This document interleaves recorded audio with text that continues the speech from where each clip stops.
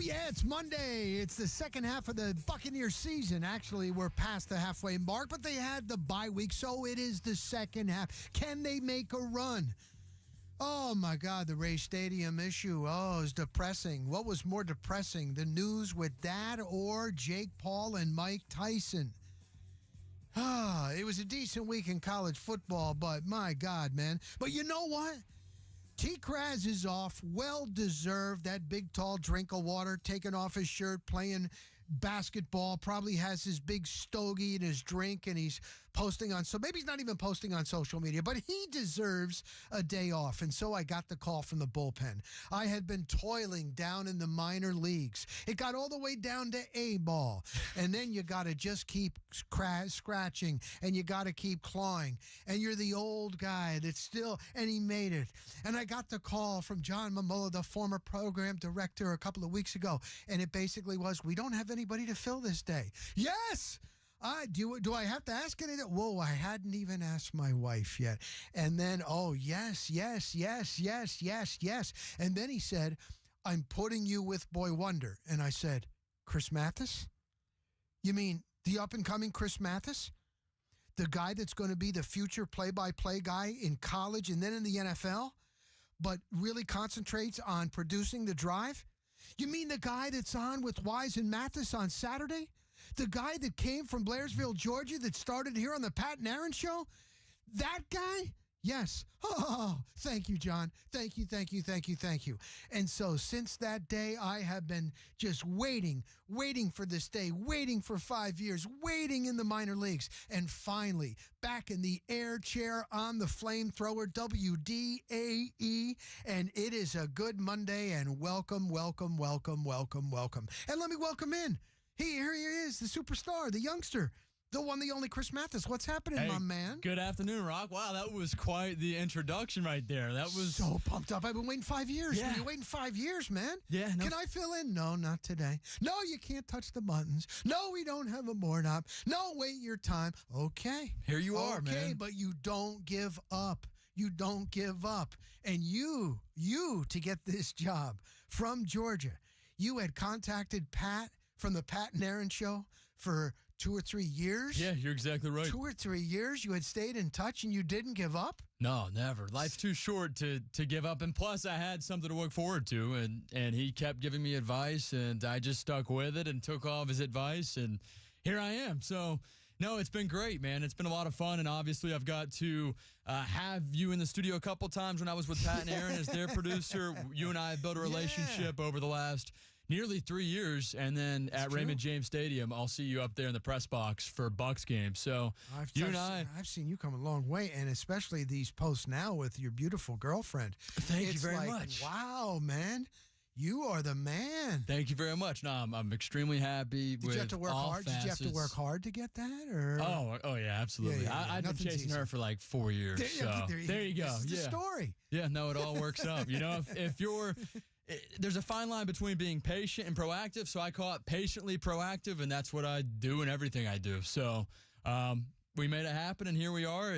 She's down here now, so life is going great. There you go. Life so we are in a good mood. We're in a good mood despite some of the things that are going on sports-wise in the Tampa Bay area. Now, we are going to take your calls. We do have the text line that you can text in. Write down this number now because we might, we got a couple of guests too, but I want to hear from you guys like it's been a long time. 888-546-4620. Again, 888-546-4620.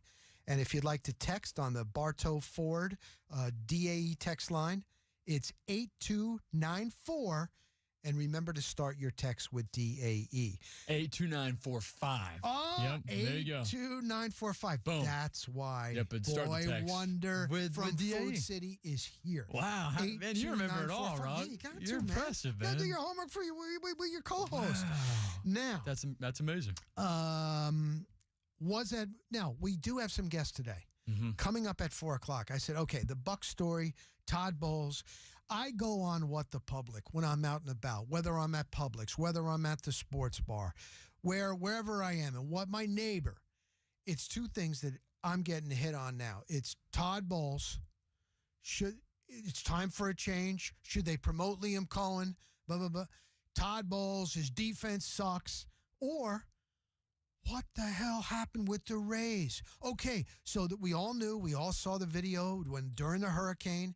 Okay, we find out they're going to play at Steinbrenner Field in Tampa. But then to get the news, it was in the Tampa Bay Times. I always give credit where credit is due. The columnist is John Romano. If you haven't read it, I encourage you to go and check it out. And even if you're not signed up yet, I think you can get one free. Go to the Tampa Bay Times, John Romano. He talked to Stu Sternberg. And for the first time with these quotes, this is from Stu Sternberg. Because what has happened is Pinellas County is supposed to take a vote tomorrow, Tuesday, on whether or not they are going to approve of over $300 million of funds to help build the new stadium. Okay? That's over $300 million. And it looks like it's going to be postponed. There is a chance that it is going to fail anyway now. Okay? And Stu Sternberg, just by this delay, this is the quote. If you didn't see it in the Times from Stu, an expiring clock that just exploded. If we had 10 years, 12 years left, it's a different conversation. We have 1 year left. He's talking about to get the shovels in the ground to get this new stadium built. It's probably a different conversation. If we had no plans to do a stadium, it's a different conversation. 1 year delay. It would be a loss of revenue, it could be an extra $130 million on top of the $1.3 billion already. But this is the quote. This is the big one that Stu Sternberg said. Moving the Rays is not an unlikely conclusion, end of quote. Look, I've been covering this story for well over a decade. Stu has told me several times when I have interviewed him, Rock, I'll never move the team, but I would sell the team before I would move it. This was before all of this. This is the first time I've ever heard him say, moving the Rays is not an unlikely conclusion.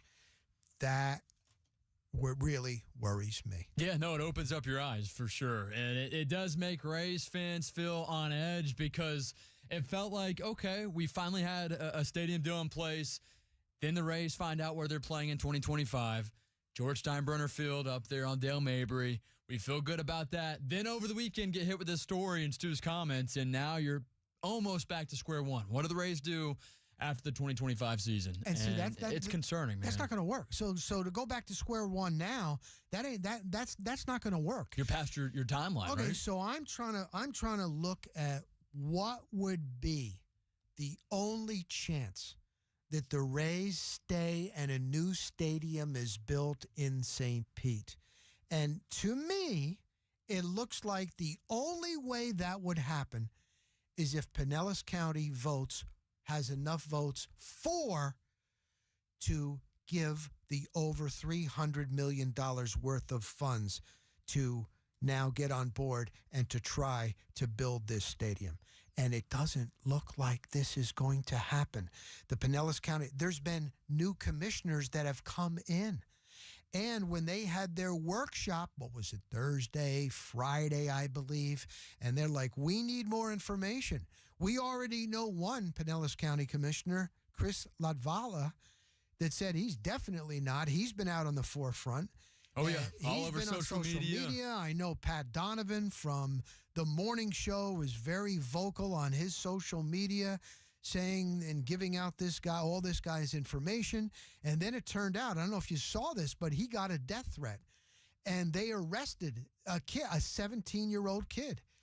Yeah. I didn't know he was 17. 17 years old. And wow. More information is coming out. So it's gotten to that point. But the bottom line is it's not good. It is not good. It is not good. It looks like it is a reality that Tampa Bay is going to lose the Rays, Major League Baseball. I never really thought it would happen, but we are here. We're at this point. So I wanted to I'm looking around. Who can I get? Joining us at 5 o'clock will be the crime dog, Freddie McGriff, the Baseball Hall of Famer. But he's more than Baseball Hall of Famer. He's more than Tampa Bay Rays Hall of Famer. He grew up in Tampa. He's a huge Bucks fan, season ticket holder, Bucks. Got a great story about the crime dog. And I'm going to throw in some stories as we move on here because I find them entertaining. Yeah, I do too. You've got a lot. Behind the scenes stuff. But he grew up here, went to Jefferson High School. He tried out for the baseball team. He got cut. And they told him he was too skinny. And he rode a bicycle every day to the weight room. And he would stop at the coach's house. And they would bring him in and they would give him something to eat. And then he would drive. And it would be miles on a bicycle to get bigger. And the next year, he made the baseball team. And then the rest is history. He is a Baseball Hall of Famer. But what is it going to be like? Also, there are so many facets of this story. Because, okay, so now we're really in danger of losing the Rays. It's very, very strong. Number two, just with the Rays playing in the minor league ballpark in the summer with the Players Association, with free agents, you know how hard it's going to be to get players to say, I'm on board with that. All right, well, how long am I going to be playing in this minor league stadium and with rain delays and heat and humidity? And I talked to my buddies and former Marlins players, and they were telling me how bad it is. And when it's time for batting practice, and then you got to sometimes scrap it, or you try to go underneath and go in, and they're creatures of habit. And I'm going to deal with pitching in heat and humidity. And if there's double headers, when there was the Florida State League and they played double, they would only go 7 innings. Major League Baseball won't do that. This is totally different than A-ball. And so next year, are we going to be back in the trap?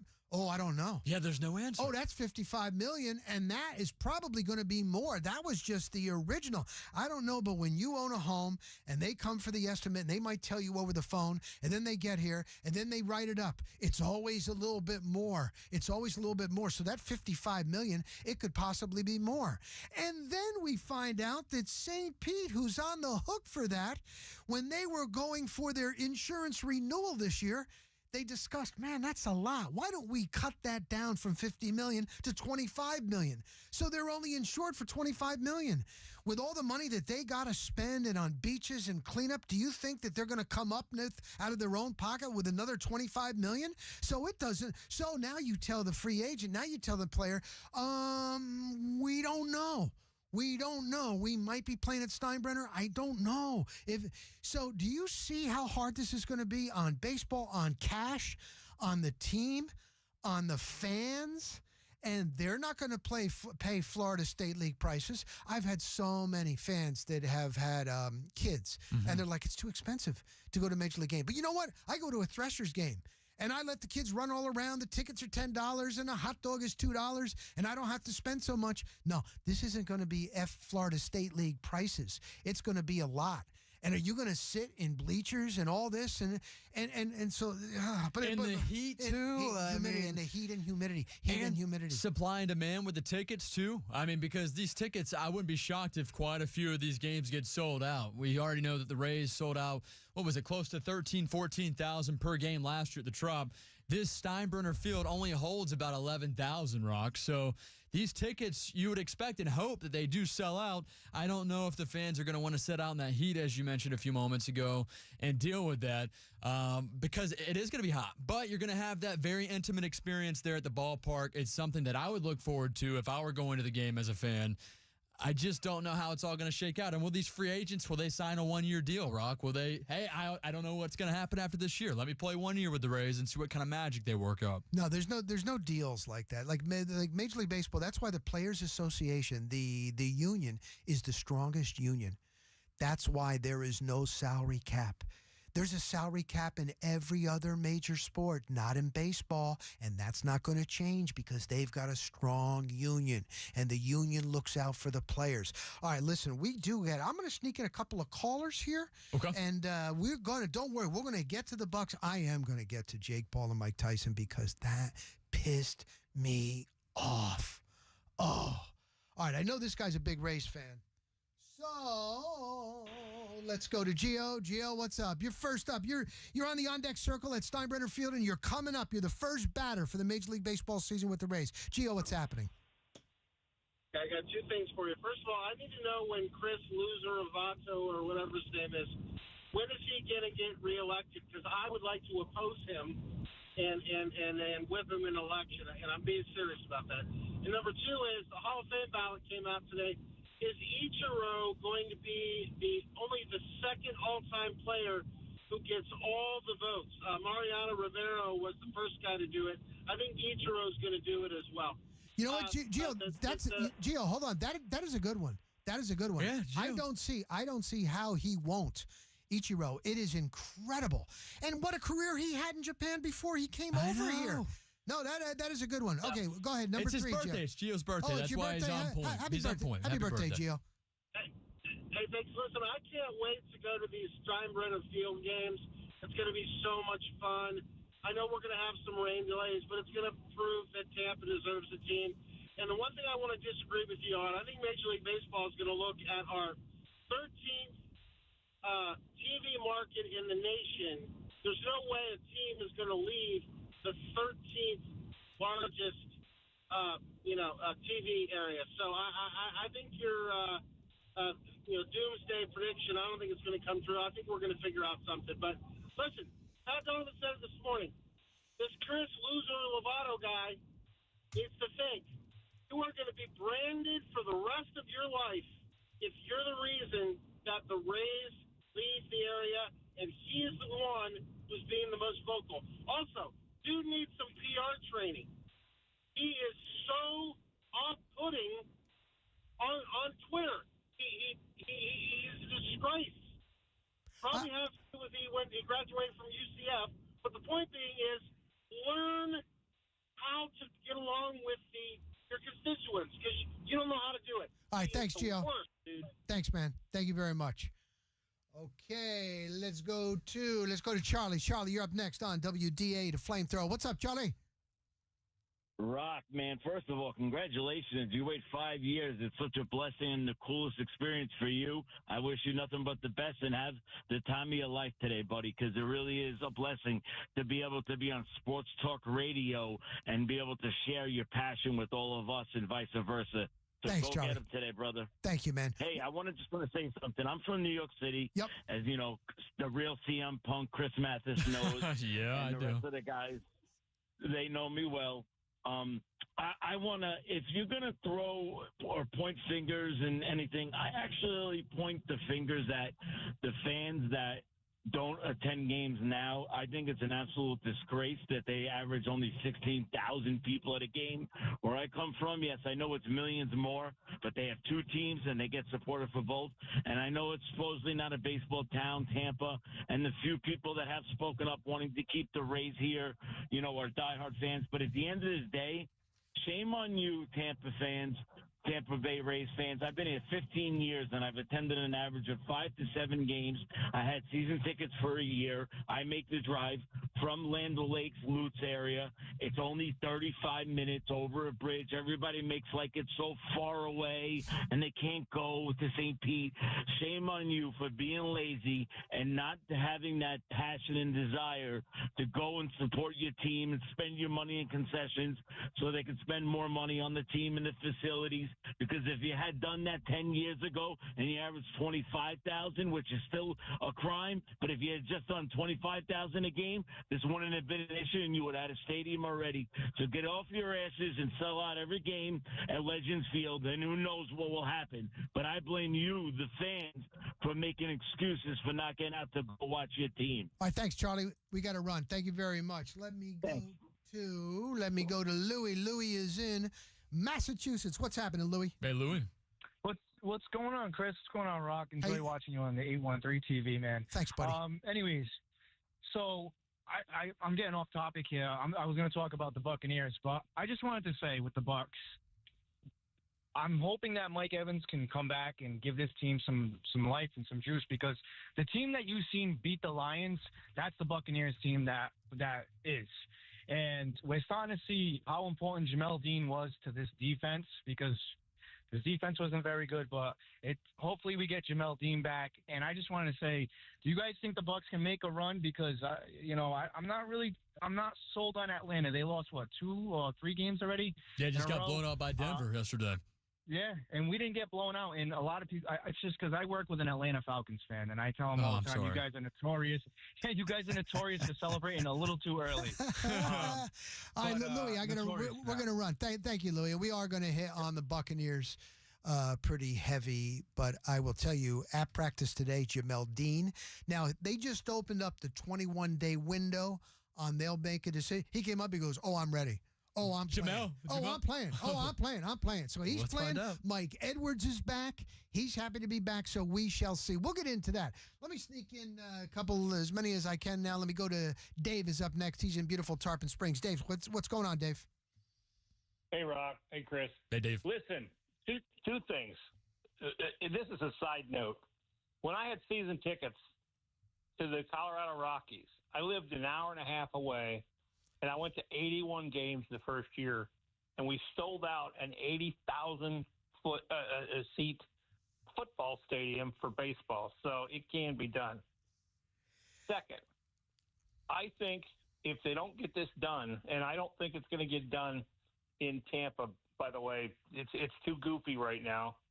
I think the team's going to go to Nashville, Oakland, Charlotte, one of those places, because too many people want the team. I mean, I can't believe this commissioner, who, by the way, said in the paper today that he's willing to talk to the Rays. And I don't understand that at all. Why weren't you willing to talk to them before you said you weren't going to vote for the bonds instead of after? You made a big splash on social media saying, "Oh, I'm not voting. These guys don't deserve it, blah, blah, blah." Well, guess what? You're crying because they wanted to play 1 year in an 11,000 seat stadium in Tampa when everything else was 6,000 seats, 8,000 seats, and no parking. Dunedin and Clearwater have no parking. And Rock, you know this. You've been to all these places. Yep. Dunedin just spent $160 million on their stadium. They seat 8,000 people and have no parking. Great point. All right, You Dave, we're gonna run. You made your points, Dave. Thank you very much, Chris. Do you want to add to that before we go into little Buccaneers? And we will get to all your calls. We'll be back on these topics throughout the day. Yes. Yeah, no, I mean, there's a lot to that, obviously, and he's exactly right. I mean, I think everybody had something good to say there about the Rays and Tampa Bay and the concern around it, and some complaining about the drive over to the Trop, and we I gotta do that really again. get that, man. I don't want to do that. And it does. It sucks. It sucks. There's more traffic down here. No doubt about it. But no, it's not that. But I do feel for Rays fans. Yeah, I mean, this is because scary. it has sucked.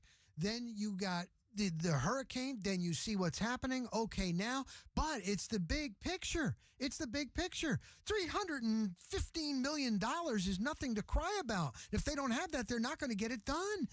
So, I mean, look what happened to Oakland. I'd always look and go, "Oh, wow, I feel bad for Oakland, but I'm glad that's not us." That's how I would look at it, seriously. And I'm being honest. I'm like, their situation and then them going. And guess what? They're in Sacramento. They're not allowed to be called the Sacramento they're just the A's. And they don't have their deal done in Vegas. And that's been a mess, but I always thought it won't get to that point. Yeah. It won't get to that point. I don't Guess know, what? Rock. We are at that stinking point right now. All right, I tell you what, you can continue to call in. Here are your numbers, 888-546-4620. We do have a text line. It's the Bartow Ford DAE text line, 82945. Always start your text with DAE. My name is Rock Riley. I was the original voice on WDAE, the Sports Animal, so many years ago, with Brian James. He has since passed.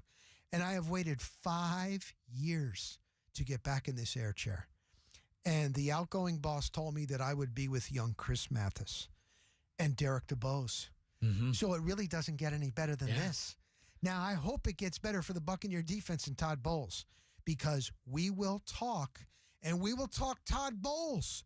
And I will open up the phone lines because I want to hear from you, you DAE fans.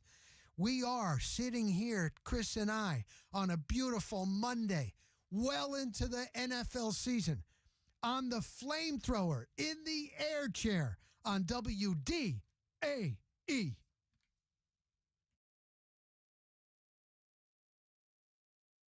I saw my guy John Franco from Green Tech Roofing and Solar just a couple of minutes ago, Chris Mathis. He was here in the building, so I had a chance to say hello to him. Awesome dude, great people. Samantha was also here. Awesome people over at Green Tech Roofing and Solar, the #1 roofing solution in Tampa Bay. They offer free inspections. I had a little bit of roof damage. After Hurricane Milton, they came over, they inspected it, they looked over my roof, they fixed it. There was some soffit issues, all done. They were professional. They were obviously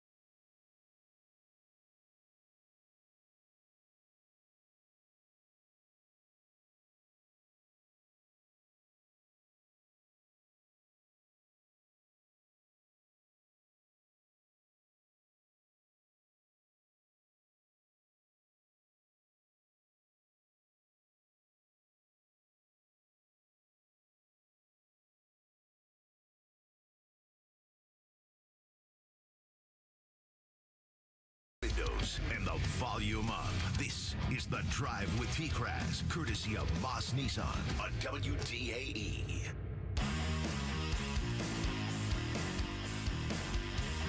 Hey now, Monday morning quarterback on WDA is presented by Band-Aid. For every ouch and oops and there's a Band-Aid band product that is the best.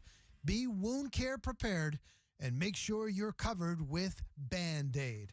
Rock Rally in for T-Kraz. T-Kraz is still the main man. He's on vacation. He is enjoying his time right now. I am with young Chris Mathis. Let me get Ronnie here. He has been waiting. Ronnie in Clearwater. Ronnie, you're on WDA. What's happening, Ronnie? Hey, Chris, how you doing? Rock, I had to call. I'm glad the legend is back home. I appreciate everything you do, Rock. Miss you. I hope they have you on more because you can show a whole lot of examples. You've been through it all, with the cost cutting, all the changes in sports, and you have been excellent and always been professional to everybody you meet. I had to call in and speak to my friend today, and I appreciate what you guys doing at 620, but you never can forget the GOAT. So make sure he continue to be on the show. And, Rock, you always have my support. Oh, thank you very much, Ronnie. Anything Bucks Rays related before I let you go? What the Rays situation right now is, if they this time the Rays going to wind up leaving. They don't have no time to play, and we have a chance here. But right now, I'm not sure what the commissioner is trying to do. So we're going to find out tomorrow. If they decide to vote, we go forward. If not, Rays is out of here. Calling it like it is, Ronnie. Thank you, Ronnie. All right, now to the Tampa Bay Buccaneers. Today, young Chris Mathis was very, very, very light. It was a bonus practice. Okay. So, I've seen walkthroughs. This was a walkthrough lowered down even 3 notches. It was a walkthrough. Mike Evans came out. He walked out. He ended up playing catch with Jamel Dean. I saw some videos on social media. There you go. So he has not tested out the hammy yet. They're hoping. But, they just put a day, they put, after that bye week, you don't know. And he really re-injured that hamstring the last time. So they want to make sure. So we don't know on Mike Evans. There's no practice tomorrow. We'll be back on Wednesday. That's when we hear from Bowles, and we'll get a better indication on that. Jamel Dean, he is going to play. He told us flat out he is ready. He said it was kind of hard watching. He doesn't think the defense is that bad, but it's 1 or 2 screw-ups. And he says, man, I know we went over this in practice. Why are we doing this? And then Mike Edwards, who won a Super Bowl ring with the Chiefs, and he said it was a totally different experience than winning it here with the Buccaneers. And then even Jenna asked, well, give us an example. And he really couldn't give an example, but he said it was just totally different. It was different with the GOAT when they won it here and then winning the Super Bowl ring with the Kansas City Chiefs. But I asked him, well, you've seen this defense, and I'm sure you got in the building today and you're talking with Antoine Winfield and the other guys. What are they telling you? The defense has not been good. And he's like, well, I just got here, and I know, and I'm watching them. There's ball players on the field. There is. They shouldn't be this bad. And that's why I want to get to Todd Bowles right now. Now, there are some of you that feel that Bowles should be fired now and promote Liam Cohen. I say that usually doesn't work. I know for the Saints, their interim coach, they did a hell of a job yesterday. Sometimes you can get 1 or 2 wins, but is Liam Cohen going to help the miscommunication? Is Liam Cohen going to help the getting burned?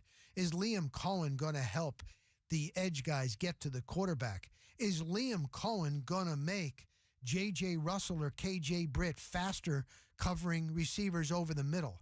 I don't think now is the time to get rid of Bowles. What say you? I agree with that. I do. And I know a lot of Buccaneer fans on social media think, oh, it's time to move on. We've been ready to move on from Todd Bowles for a while now. When they went through their skid last year, Rock, and the Bucs looked bad, but they got out of it just in time to make a playoff run.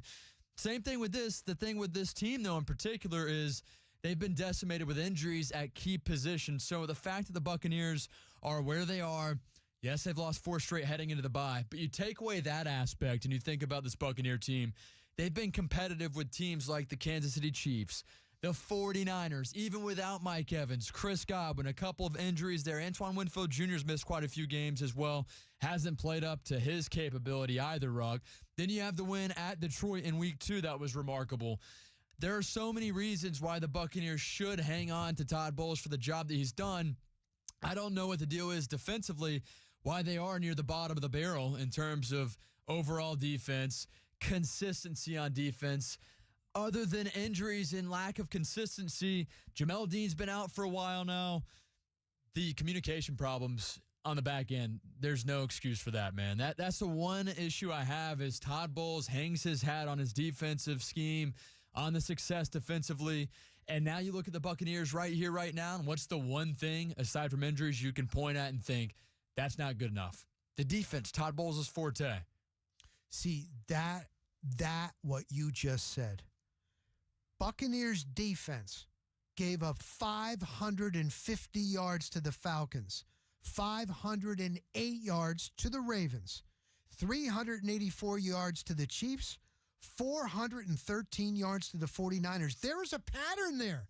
They are giving up way too many yards. Way too many receivers are open. And I don't care if they had injury. Everybody has had some injuries. So, yeah. But you know what? We talked with Larry Foote today. He is the run game coordinator for the defense. He's also the inside linebackers coach. And we said, how come, what's up with Antoine Winfield Jr.? He goes, I don't know. He's a really good tackler. He has not been doing a good job tackling. And what is it? His injury? He's been injured. He's like, you just got to make plays. We got to make plays. They just got to make plays. So the bottom line is Bowles is the head coach, okay, and he's the defensive coordinator. And the defense cannot make a stop, especially in crunch time. The offense is still going up and down the field. Mm-hmm. Liam Cohen is getting it done without Evans, without Godwin, without Jalen McMillan. He's still getting it done. He's 39 years old. Look, I think it's way too early to promote just because of 1 year of a good offense. But look at what happened with Dave Canales. Mm-hmm. And you know Prime what? Example. These owners, they love the next best thing. They love the young guy. Who's the offense? It's an offensive-driven league now. We got to get ourselves a hot offensive coordinator. I started doing my research over this bye week. People that are in the know in the NFL that are talking to front office, talking to GMs. Liam Cohen is like top 2 or 3 on the list now. He is probably, if they continue moving the football at this pace, even if he gets Evans back, what if he does it? If they keep doing it, Liam Cohen's going to get a job. He's going to get a job offer. Now, not everybody jumps. I remember when Dave Canales got the gig. They have the press for the offensive coordinator. He had never been an offensive coordinator, play caller. He had never called plays, right? Except JV high school. Yeah, I forget how many years ago, like 06-ish, somewhere in there. It's been a long time. Not even varsity, JV high school. He gets the gig. They interviewed like 16 people. Bowles liked him in the interview. Okay, he gets it. He has a press conference. The PR staff says, hey, a couple of you guys that are covering the team, come in this room. No microphones, no pen and paper, no recording, nothing. Dave Canales wants to get to meet you. Okay, great. We sat around. We BS'd. I said to him, why would you take this job when all you have is Kyle Trask? They did not have Baker Mayfield yet. The GOAT is gone. You're so in the hole with salary cap, you don't have money. And he goes, these jobs don't come about. It's one of 37. These jobs don't come, so I'm going to take it. Now, there are some like Detroit Lions OC. I'll stay. I got Jared Goff. This is a damn good team. I want just the right fit. Would Liam Cohen turn down offers and say, I got Baker Mayfield, we're building something, or I'm 39, I'll be 40 next year. Sometimes, and that's what Canales told us, sometimes you might have a bad year. You might have a bad year and another so-called average year, and you don't get these job offers. So that's the thing. I think if they don't promote him at the end of this year, he is going to be gone. Are you going to go for another? You see what I'm saying? No, I see what you're saying. I hope that wouldn't be the case, but I think you're more than likely right. I mean, you look at the situation with Ben Johnson there in Detroit. That's abnormal for an offensive coordinator right now, as you said, with 32 jobs available. Liam Cohen's done a great job, but I want to see more. It's the price you pay. If Todd Bowles has a terrible second half here, then I'm thinking, okay, it's time to move on. But I need to see some time. The schedule's favorable in terms of helping out the Buccaneers. The next 3 games look very favorable for Tampa Bay. I want to see how those 3 games play out. All right, we're going to continue. Obviously, I want to get your feelings on Bowles. What's he going to need to keep his gig? We'll move on with this season, the rest of these games. But also, I am going to tell you what pissed me off. It really did piss me off. It was on Friday night. It was a boxing match, exhibition. I know were you in Blairsville or were you here in Tampa? Oh, I was here. I was watching. You were watching Jake Paul. What pissed you off more? Jake Paul, Mike Tyson, or Netflix? Were you disappointed?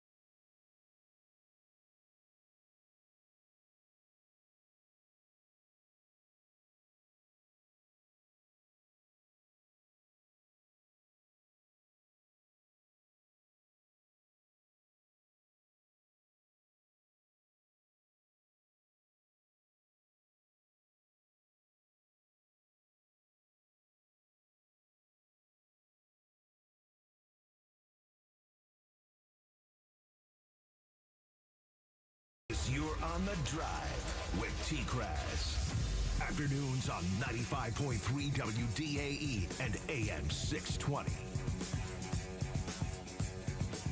Alrighty, happy Monday. T-Kraz is off. Rock Riley here in the air chair, along with Blairsville, Georgia's own young Chris Mathis.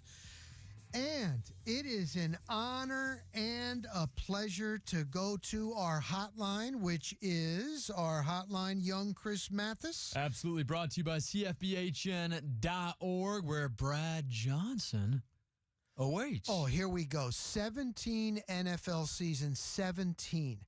Well, you all know him now as Big Bad Brad.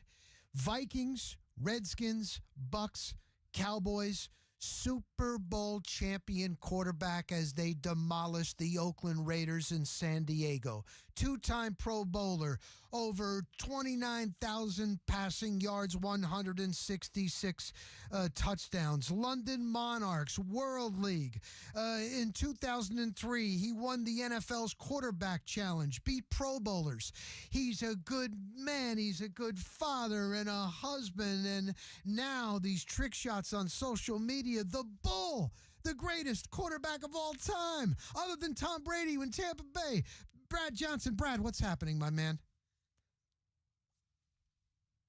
How you doing, brother? Oh, it's so good to hear you. And Chris Mathis is over here, and he had a great story meeting you, so he's all smiles, too. Go ahead and say hello, Chris. Yeah, hey, good afternoon, Brad. How you doing, man? Doing great, Chris. Man, I met Chris. I knew he was a pro back in the day. Met him. It's been maybe 5 years ago. He was living up there in northern Georgia, and he actually came down to one of our high school games, and I saw him on the sidelines right before the game started and stuff. I said, I'm going to keep up with this guy. He's going to be a superstar. So, but, man, hey, Rock, man, I appreciate that bio, man. You you read it just the way I wrote it to you. Oh, I had more. I had more. I had more. Brad, before we get into the Bucks and everything else, I got to say, Big Bad Brad, your trick shots are amazing. If you don't know, on social media, I know on Twitter or X, I know, was it on TikTok you started, Big Bad Brad. How did that start, Brad?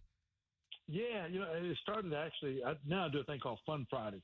Put the video out on Friday mornings, and Rock, I started back in the pandemic and just kind of was bored during that time. The kids were on TikTok and that kind of stuff. And so I started doing workout videos and all that kind of stuff on there. But then I started making all these trick shots with footballs and basketballs, and it's crazy. It's usually multiple or sequence of 3, 4, 5 shots in a row.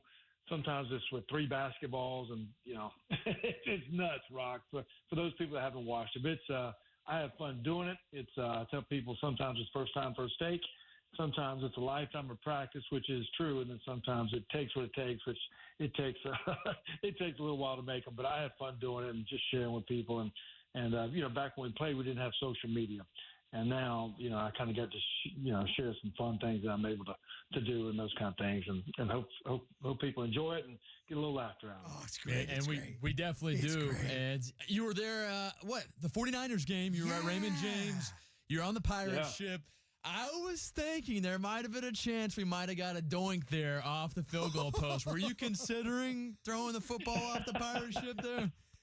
Well, I'm telling you what, if they would have gave me a ball, I would have dunked it off the goalpost. I wanted to. They told me I had to put a sword in my hand, and I was the captain of the crew. Honestly, like when I played, I didn't really know all that stuff was going on. I hear the cannons going off, and then I'm like, it was fun to come back. We had a bunch of guys. Allstott was back, Lynch was back, Ronnie Barber, John Gruden, and we all got to kind of hang out for a little bit with each other and just kind of reminisce on some fun times. But yeah, being the captain of the crew, bringing out that sword it's real now. It's a real sword. Oh wow! I thought it was it's a real deal now.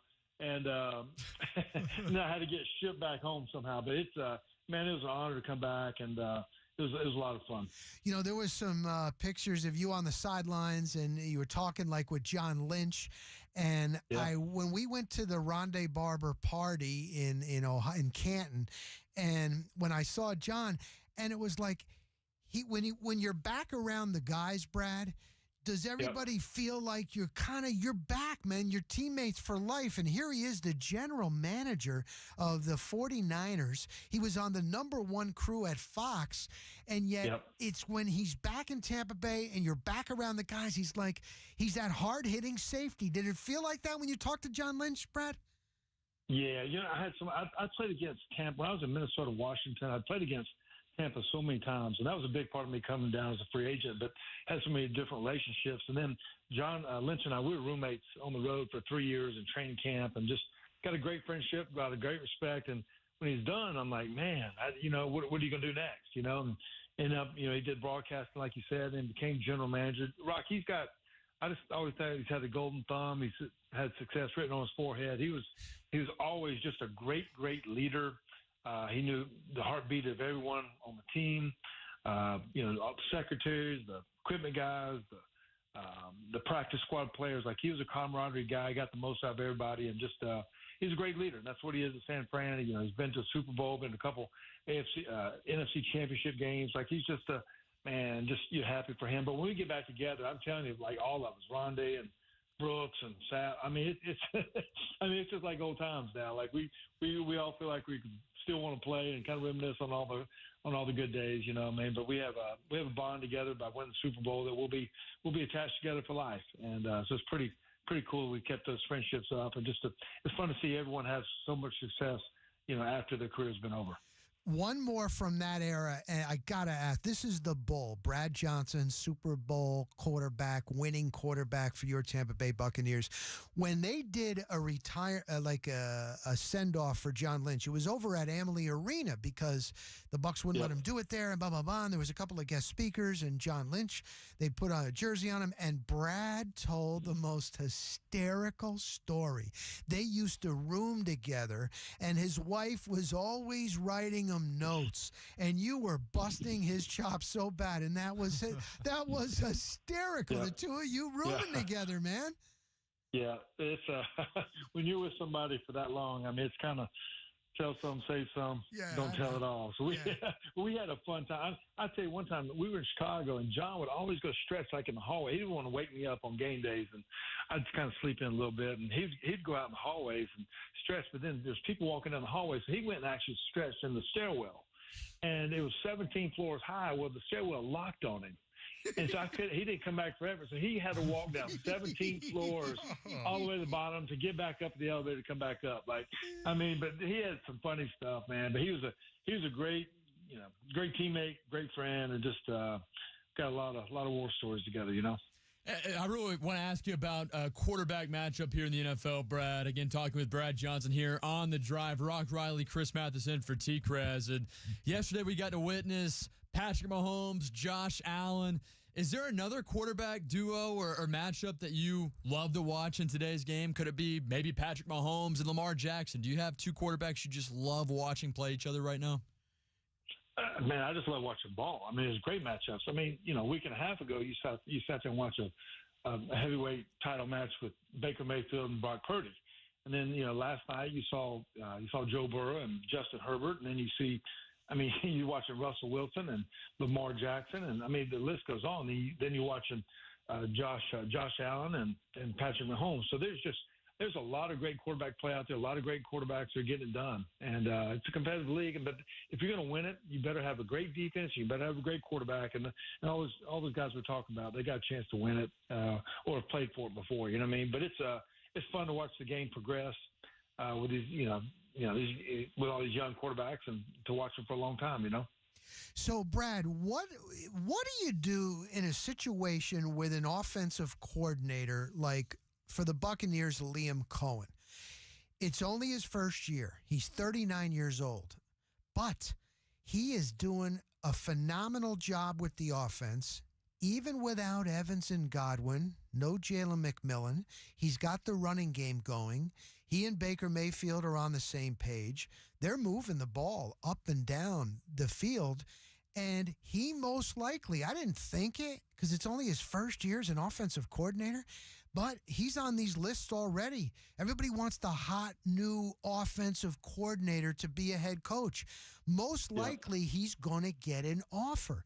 And if you're general manager Jason Light, what would you do? Todd is, he's getting up there. He even said he's not going to go as long as Bruce Arians did. You don't want to lose your offensive coordinator again. It's a tough situation. What do you think, man? Because you've been there as a quarterback, having an OC. You don't want to lose the guy, and the Buccaneers, what if they don't make the playoffs? What would you do, Brad? Well, it's probably a little too early right now to be making those decisions right now. But honestly, Rock, the Buccaneers, I think they've had the hardest schedule in the NFL. If you look at it, they lost to playoff teams, the 49ers, Chiefs, the Falcons twice. Who still got a chance to win the division on. And then you lose to the Ravens, you lose to the Broncos. Those are all playoff teams, but then you beat the best team in the league. You beat the Lions. They're 9-1. You beat the Eagles, they're 8-2, and then you beat the Commanders. You've beaten some really good teams, but you played some tough teams. So we're one field goal, we're one possession away from winning all those games. So except for the Broncos. But coaches, players are going to come and go, and coaches are going to come and go. And it's really, obviously you want a quarterback and to be in the same system for a long period of time, over time, and it's, they'll figure that out. But I wouldn't make those decisions now. There's been a lot of great success with Todd Bowles as the head coach and what they have done, and hopefully they'll go here. They got a chance. Honestly, Rob, they got a chance. They got 7 games left, and they're playing against 5 quarterbacks the next week. The teams that struggle, the Giants.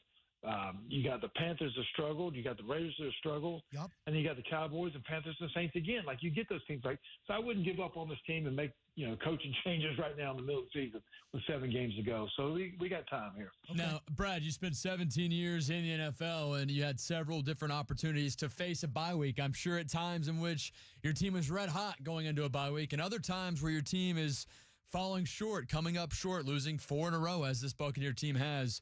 And your career, what do you remember about the bye week and kind of the process of resetting your mind and your body to get out from the break and get back on the right track and start winning games again?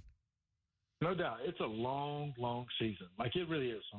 All the off-season stuff to training camp to the already going through preseason and 10-game schedule so far. And then they got a 7-game run here, Chris. They're just a little over halfway when you look at it from that standpoint. And the teams that make the runs at the end of the year, the ones that they don't lose, and from losing right at the end of November, heading into January, you're going to run them out. And so I think the biggest thing was just kind of getting your body back, kind of getting refreshed again, and then get ready to make that run. So I think the biggest thing was just dealing with injuries and just kind of just taking a little break from football and getting away from it, and then come back ready to make that run. So the bye probably came at the perfect time for the Buccaneers this year.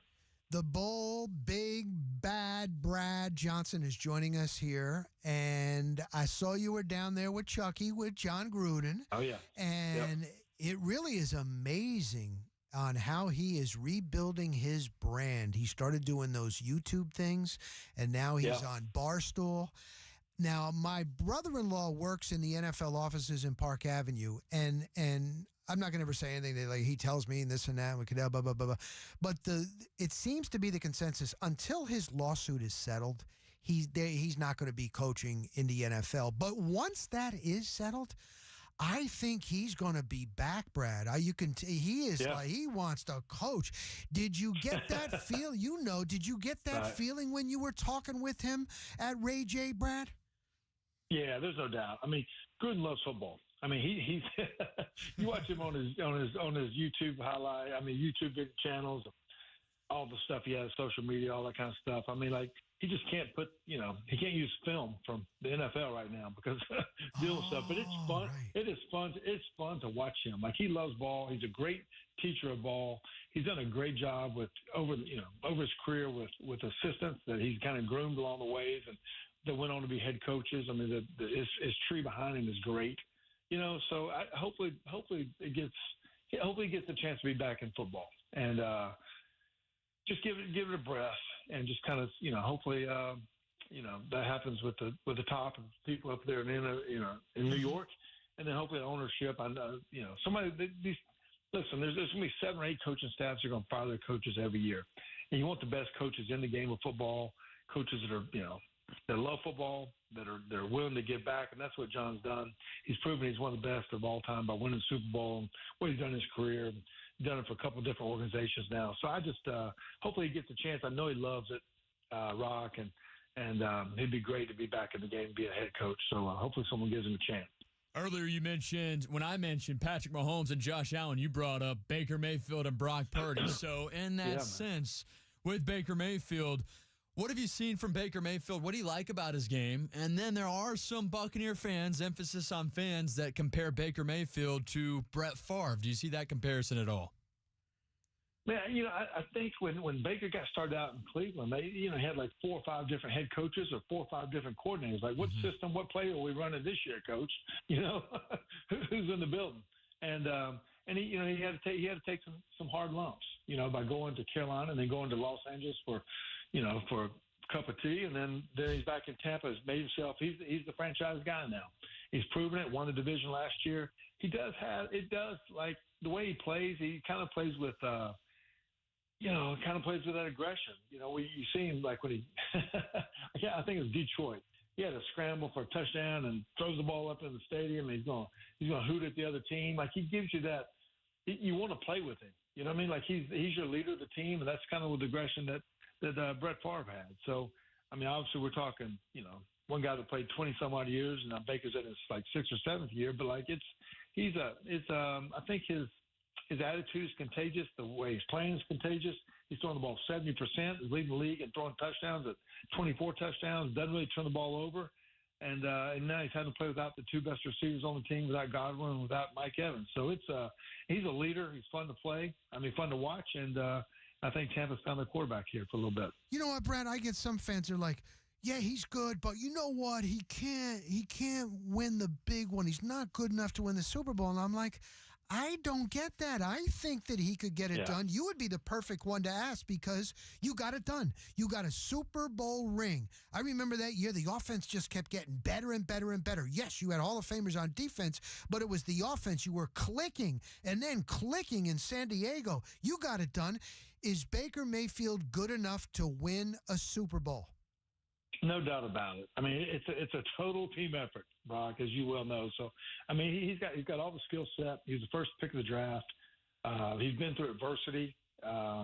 He's had to live it. He's had to bounce from a couple of different teams, and now he's found his home. You know what I mean? So he produces, and he gets the most out of the players around him. So it's a total team effort. They just lost a few close games this year, but obviously won the division last year, and he's going to be around for a long time. So I would jump on the bandwagon and just, until you do it, you haven't done it.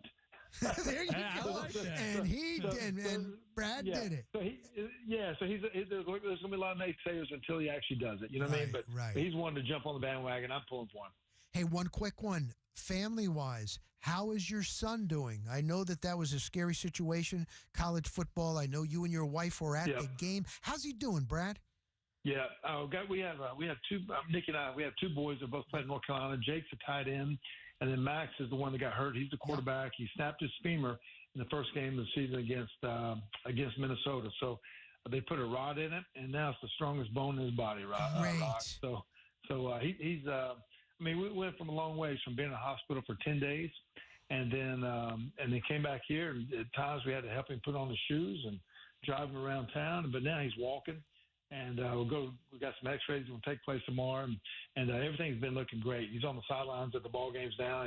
He goes to practice. He's throwing the ball around, but so we just need some time, and he's getting healthier, and so it's gonna be fun to watch one of the greatest comebacks of all time, Rock. So it's gonna be fun. Love it. Oh, I love it. Chris has got a big smile. We got big smiles here. All right, tell us again how we can find Big Bad Brad with your trick shots if you don't know yet on social media, Brad.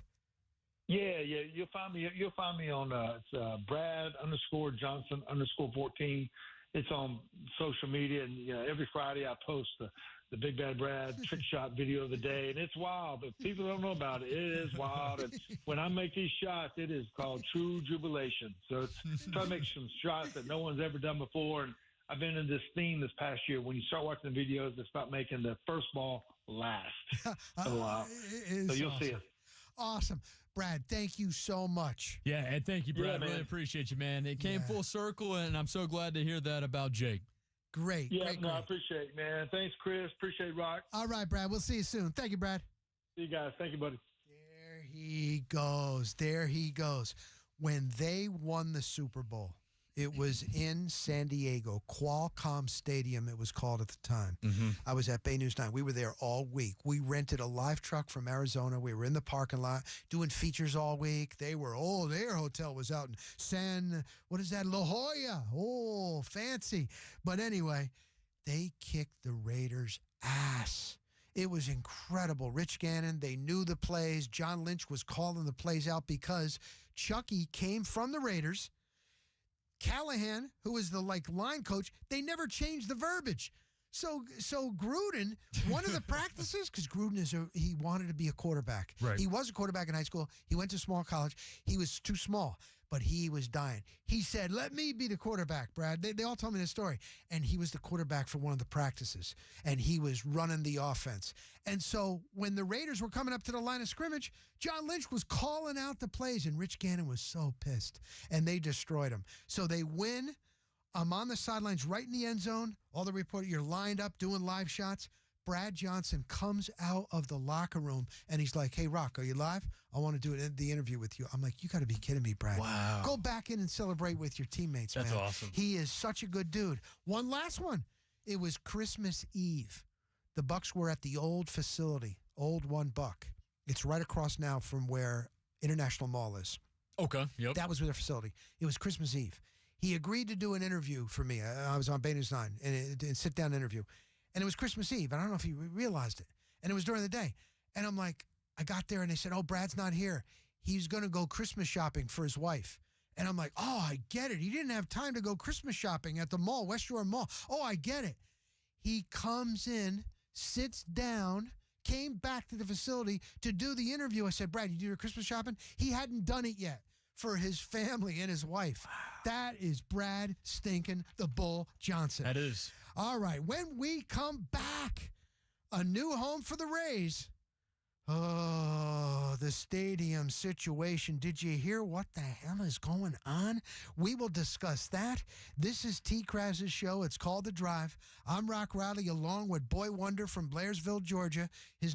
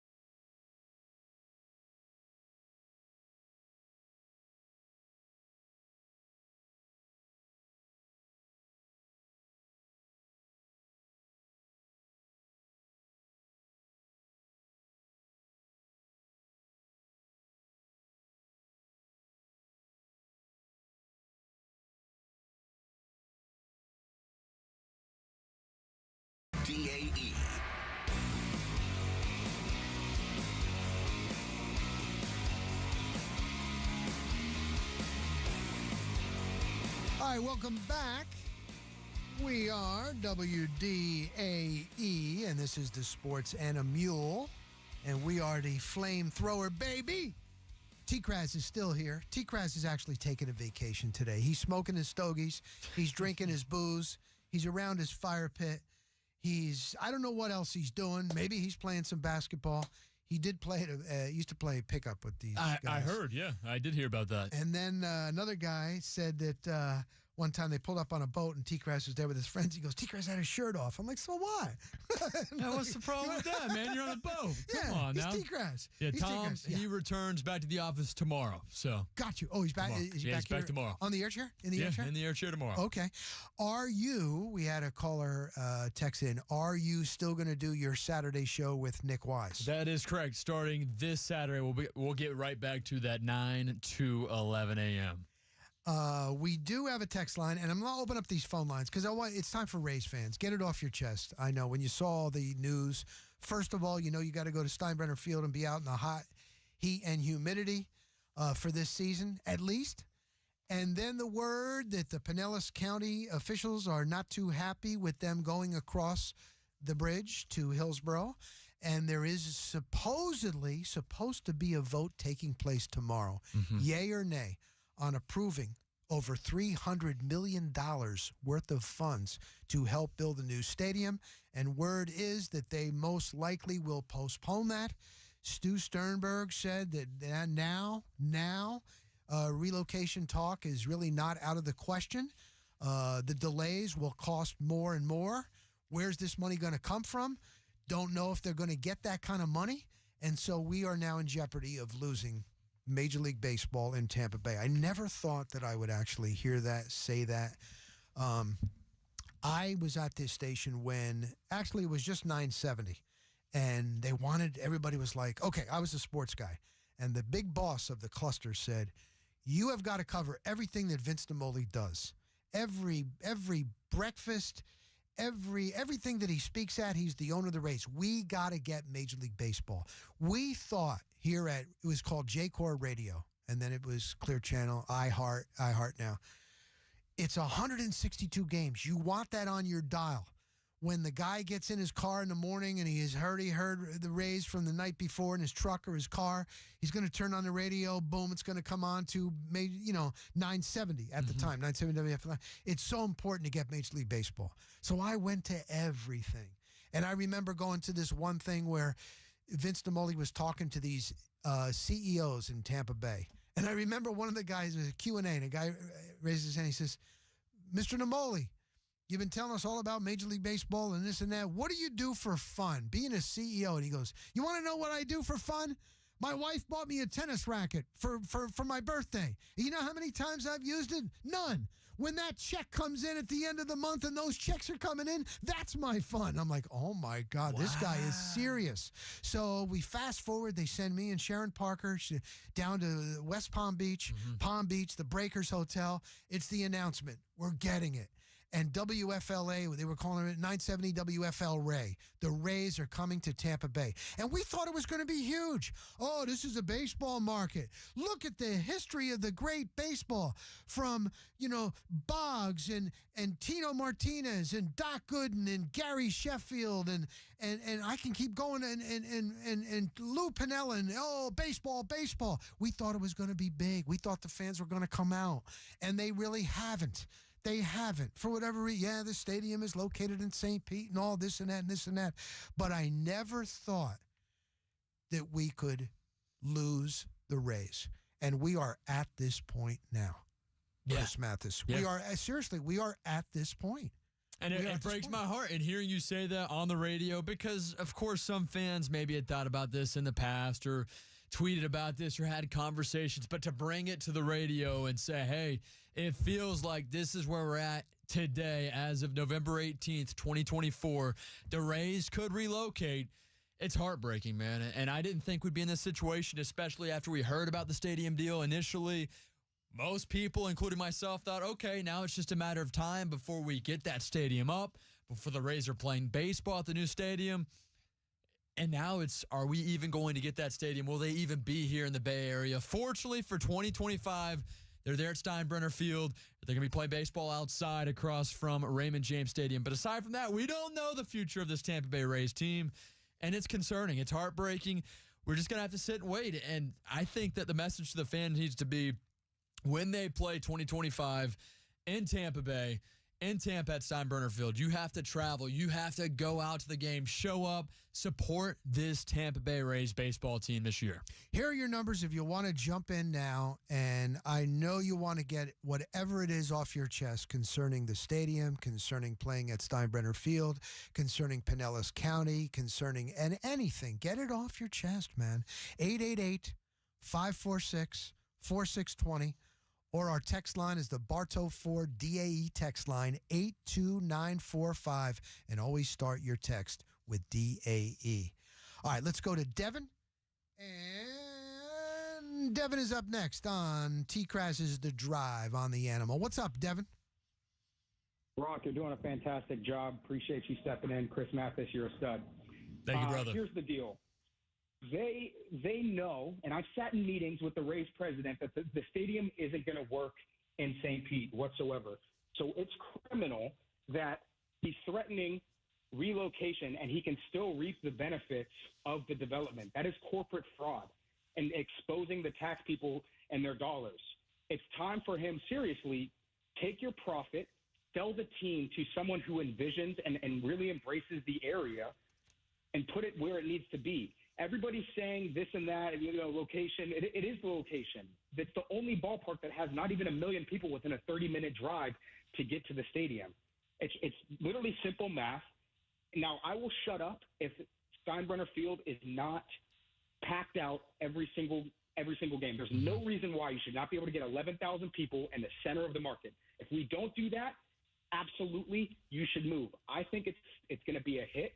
Regardless of what's going on, you can find 11,000 people to do that. But it's time for stop yelling at the commissioners. They're doing their job. We just got devastated by a hurricane, and if we don't take care of the beaches, there won't be tourism here, and there won't be jobs and things like that. So it's bigger than just the stadium, and the problem is Stu, and it always has been Stu. Every politician that's come and gone. This has been going on my entire life. I'm 30 years old. My entire life, this has been going on because of one person. Cut the crap, Stu. Get it done. Put it in Tampa. I'm tired of this, man. And it's exhausting because you can't even focus on the team anymore. Thank you very much. Go Rays. Thanks a lot. We appreciate that. Let me go to Dan really quickly here before we go to break. Dan, you're on 620 WDA. What's going on, Dan? Hey, my thing is I agree with everything you guys are saying. The pack, Steinbrenner Field, bring Randy Rosarina back. That place will be sold out all 81. Maybe get some momentum to get a deal done some way, somehow. Yeah, I don't even think you need to bring back Randy Rosarina in order to sell out this stadium. I don't see that. The supply and demand, the limited tickets, I think that will happen anyway. I think Rays fans just got to show up. Simple as that. I am curious to see how these season ticket passes and holders work out, though, with such a limited seating there at Steinbrenner Field. All right, thank you, Dan. Yeah, I'm just saying, though, I think Randy would be a positive. You know, he would be, Dan, but usually that doesn't happen. It usually doesn't happen, but I know what you mean. I could not believe when they let him go that he and his wife went to the next game as fans and sat in Randyland. I have never seen a Major League player do that because he wanted to say goodbye to them. Do you remember that? Oh, yeah. Mathis? Oh, it was incredible. It was incredible. And you could tell his wife was teary-eyed, and Randy had sunglasses on, so you don't know if he was really emotional or not. You'd imagine so. But that was really remarkable, and it tells you just how Randy Rosarina felt about the Rays fan base and about Rays baseball here in Tampa Bay. Really? All right. So what we'll do is we're going to continue on this. Hey, for all you Rays fans, baseball fans, we've got the crime dog, the baseball Hall of Famer, Tampa born and raised, Jefferson High School, baby. Fred McGriff will join us straight up at 5 o'clock. And yeah, I know you were pissed off with that Netflix and the buffering and Jake Paul and Mike Tyson. We've got the former world champion, the Magic Man, Antonio Tarver. That'll be the 6 o'clock hour. So we'll do all that. We got NFL news and notes. That's coming your way next. Don't go anywhere.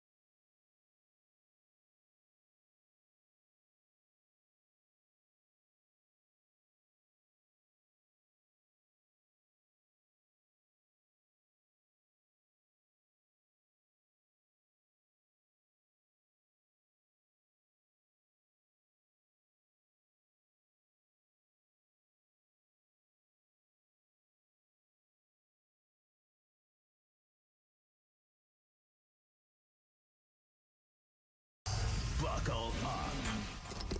Because you're on the drive with T-Craz. Afternoons on 95.3 WDAE and AM 620.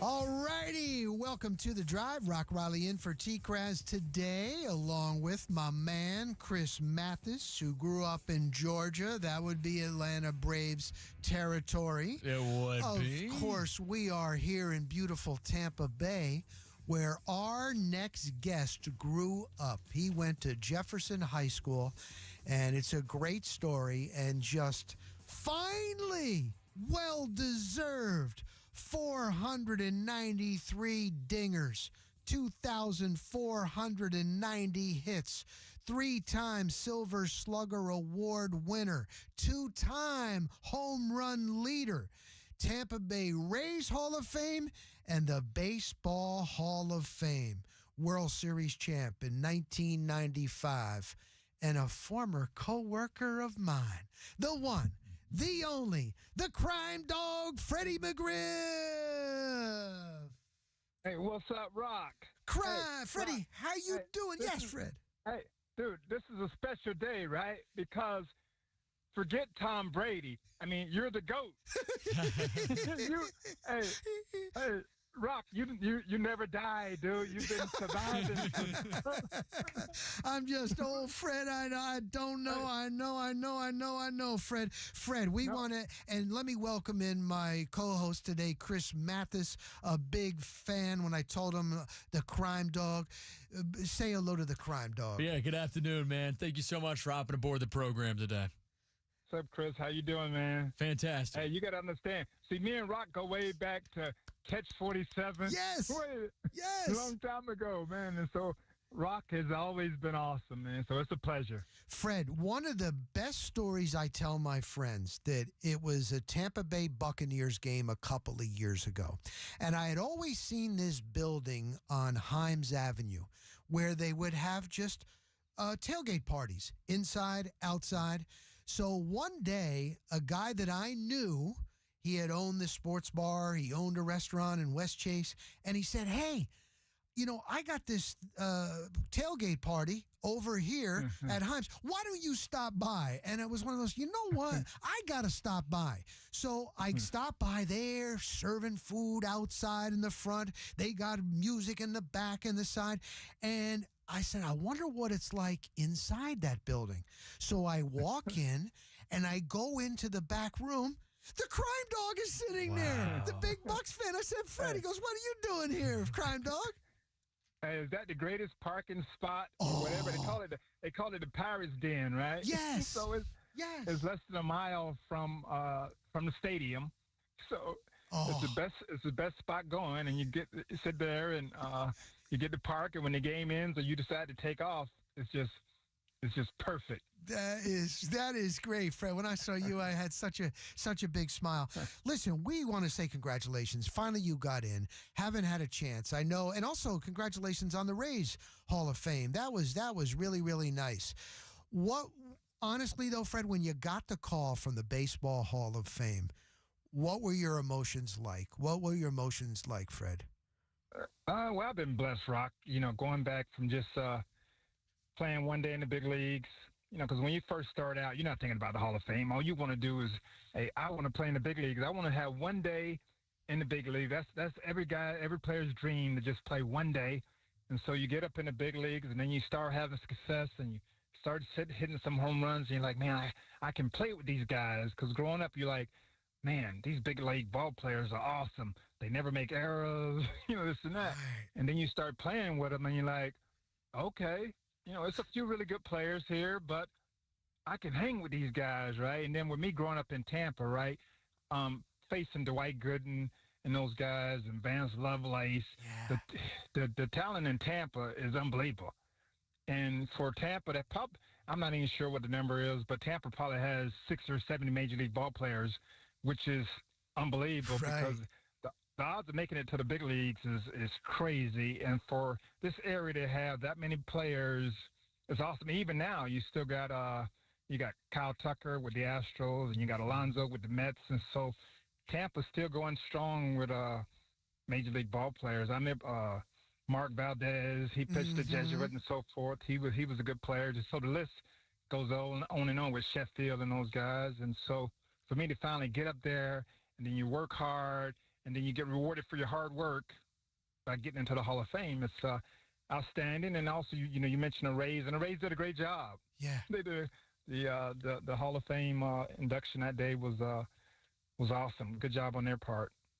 Yeah, there's some good ones in there with Wade Boggs and Don Zimmer and Carl Crawford and now the crime dog. It was really, really, really nice. And Fred, I got a question for you. How has your life changed in any way since becoming a Pro Baseball Hall of Famer? Well, you sign a lot more autographs. Because Chris, when you can write like HOF under your name. Well, I guess I can do it, but it's not going to work. Nobody's buying that. No, it's been cool today. I don't know if you ever been up to Cooperstown. No, I haven't. It's the greatest. The museum. Yeah, it's awesome. And to see that the Lake Otesaga and the old hotel, and it's not very big. I think one stoplight, but it's wow. But it's awesome. And then after the induction, they have a players only little dinner and everything. So now you with just all the Hall of Fame players, and everybody's telling stories and everything. And I always laugh because they're like, "Okay, Fred, you got the home run hitters sit over here, and the little slap hitters, punch and Judy hitters, they sit over here." That is awesome. That is awesome. Yeah, it's great because when you're playing, like every night when I'm playing, and you meet all the guys, when they come to first base, you say hello, what's up, what's going on, and so. But to be able to like spend time with guys, and then you start asking them questions about hitting and so forth, and they start agreeing with you and everything, and vice versa. It's cool stuff because you don't really get a chance to really talk to them about hitting when they're actually playing, but off the field you get a chance to chit chat with them. Because I started watching games now, right? You're sitting there, right, and these guys take pitches right down the middle of the plate, right? And you're like, what in the world is this guy doing, man? What in the world is he thinking about, man? The game has changed so much because they got so many numbers and everything, and it's almost an overload, too much info with some of the players. Because, like, see, myself, I was going to look for a fastball every single pitch, so I didn't need all these stats and numbers, because I looked for the fastball because I had to protect myself in case you get some pitcher that want to try to throw at you and everything else. You had to learn how to protect yourself, and so the best way for me was to look for a fastball, because if I look for something coming 90 miles an hour and then they throw something 70 or 80, I can adjust. Right. But if I look for something coming 70, then they throw one at me, then I can't react, and I'm in the hospital. Fred, I heard a story, and I don't know if it was. Could you confirm it or not? If you ever, I don't know if it was, say you were in a slump, or you would look in the mirror, like say you're on a road trip or in a hotel, and just have a bat and just study your swing and do that maybe to try to even better yourself. Somebody told me that. I don't know if that was true. Was that true? Yeah. Oh, I would roll up. Yeah. If you're in a hotel room back in the day, they would deliver the USA Today newspaper. Yeah. Right? Yeah. So you roll up the paper and everything. And if I have my kids with me or something, you're like, hey, just toss me. I'm telling my son, just toss me this sock. Just toss it. That's awesome. My son's young, but you're like, because you got to figure something out, because before you know it, it's the next night, and you got to try to go out there and play a game, because sometimes you just ain't feeling it. You're like, I better figure something out, because when you start hitting home runs get you in trouble, because you hit home runs and then you start pulling off the ball and stuff like that. So that's the price to pay. You hit home runs. Got you. Fred, I got a two-part question for you, and I know Rock probably also wants to hear about this as well, but two-part, as far as the toughest pitcher you ever faced off against, and number two, the pitcher you love dueling against the most. Oh, that's a good one. That's a good one, Fred. What do you think? What do you think, Fred? Well, the toughest, I tell people Randy Johnson, because I was a left-handed hitter. You know what I mean? And so he's left-handed, and he's 6'7", 6'8", or whatever, and he's throwing hard. And so, see, all your life, being left-handed, is more right-handers in this world than it is lefties. So even as a young kid, you're facing right-handers most of the time. So you start getting comfortable facing a right-handed pitcher. So now all of a sudden you see a left-handed pitcher and the ball's running away from you. So it's tough to really hang in there. And so when you got a wild pitcher, right? like I keep telling people, that little ball hurts. I tell people all the time. Like I tell parents, I'm like, the best thing you can do for your kid is you get some tennis balls or wiffle balls and you throw them at your kid, right? And you teach him how to turn his back, because if I get hit in the back, I can survive. I can go to the training room and get some ice, get a trainer, put some ice on my back and everything, and I can recover. But like I said, if I get hit in the face or the jaw, then you can cancel Christmas. And so a lot of kids, a lot of kids stop playing because yes, they're afraid of the ball. Hit. They got hit. Yeah, Fred. Right. I watch little games and everything, and I'm seeing this wild pitcher, and you see all these little kids. The parents are in the stand and say, "Johnny, hang in there, stay in there." and Johnny's like, "Oh no, Dad, oh no, Mom, he's standing there." And I'm sitting there. I'm like, parents, if y'all only knew, because this fear plays a big part. That's what I tell people. And it's like, you take a big old football player, 300 pounds or so, right? They'll get on the Buccaneer players, they'll get on that football field, and they'll try to kill each other on Sundays, right? But you let them step in the batter's box, and they're stepping in the bucket. Yes. It's bad. Big old guys. It's tough. Yeah. So Randy Johnson, he was tough. And I would laugh because I told myself, Fred, just make contact, right? Because if you just make contact, no matter where it goes, somebody else going to pay tomorrow. But Randy's not going to hit me. So I'm going to get somebody, whoever's pitching tomorrow, then I'm going to get them. But for this day, they're not going to get me, right? And so, like you're running down the first base and you're like, yeah, okay. I'll take my little 0 for 4 and I come back, right? But obviously you had this pitcher named Melito Perez, right? And I would just kill him. I would just eat him up, and he knew it. And so he would just, when I would face him, he would just smile because it didn't matter. He knew I was going to get him, man.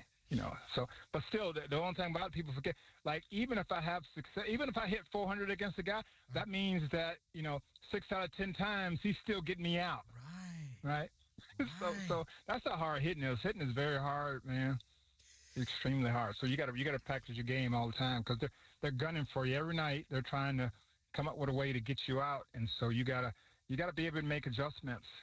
And like I said, I watch games, and I'm seeing guys just swing and miss. You throw it like waist high, and everybody got into this launch angle. Right. And everything. And right. It's crazy, Rock. It is crazy. This is the Hall of Famer, the Crime Dog. He's with us on the Central Florida Behavioral Health Network DAE hotline.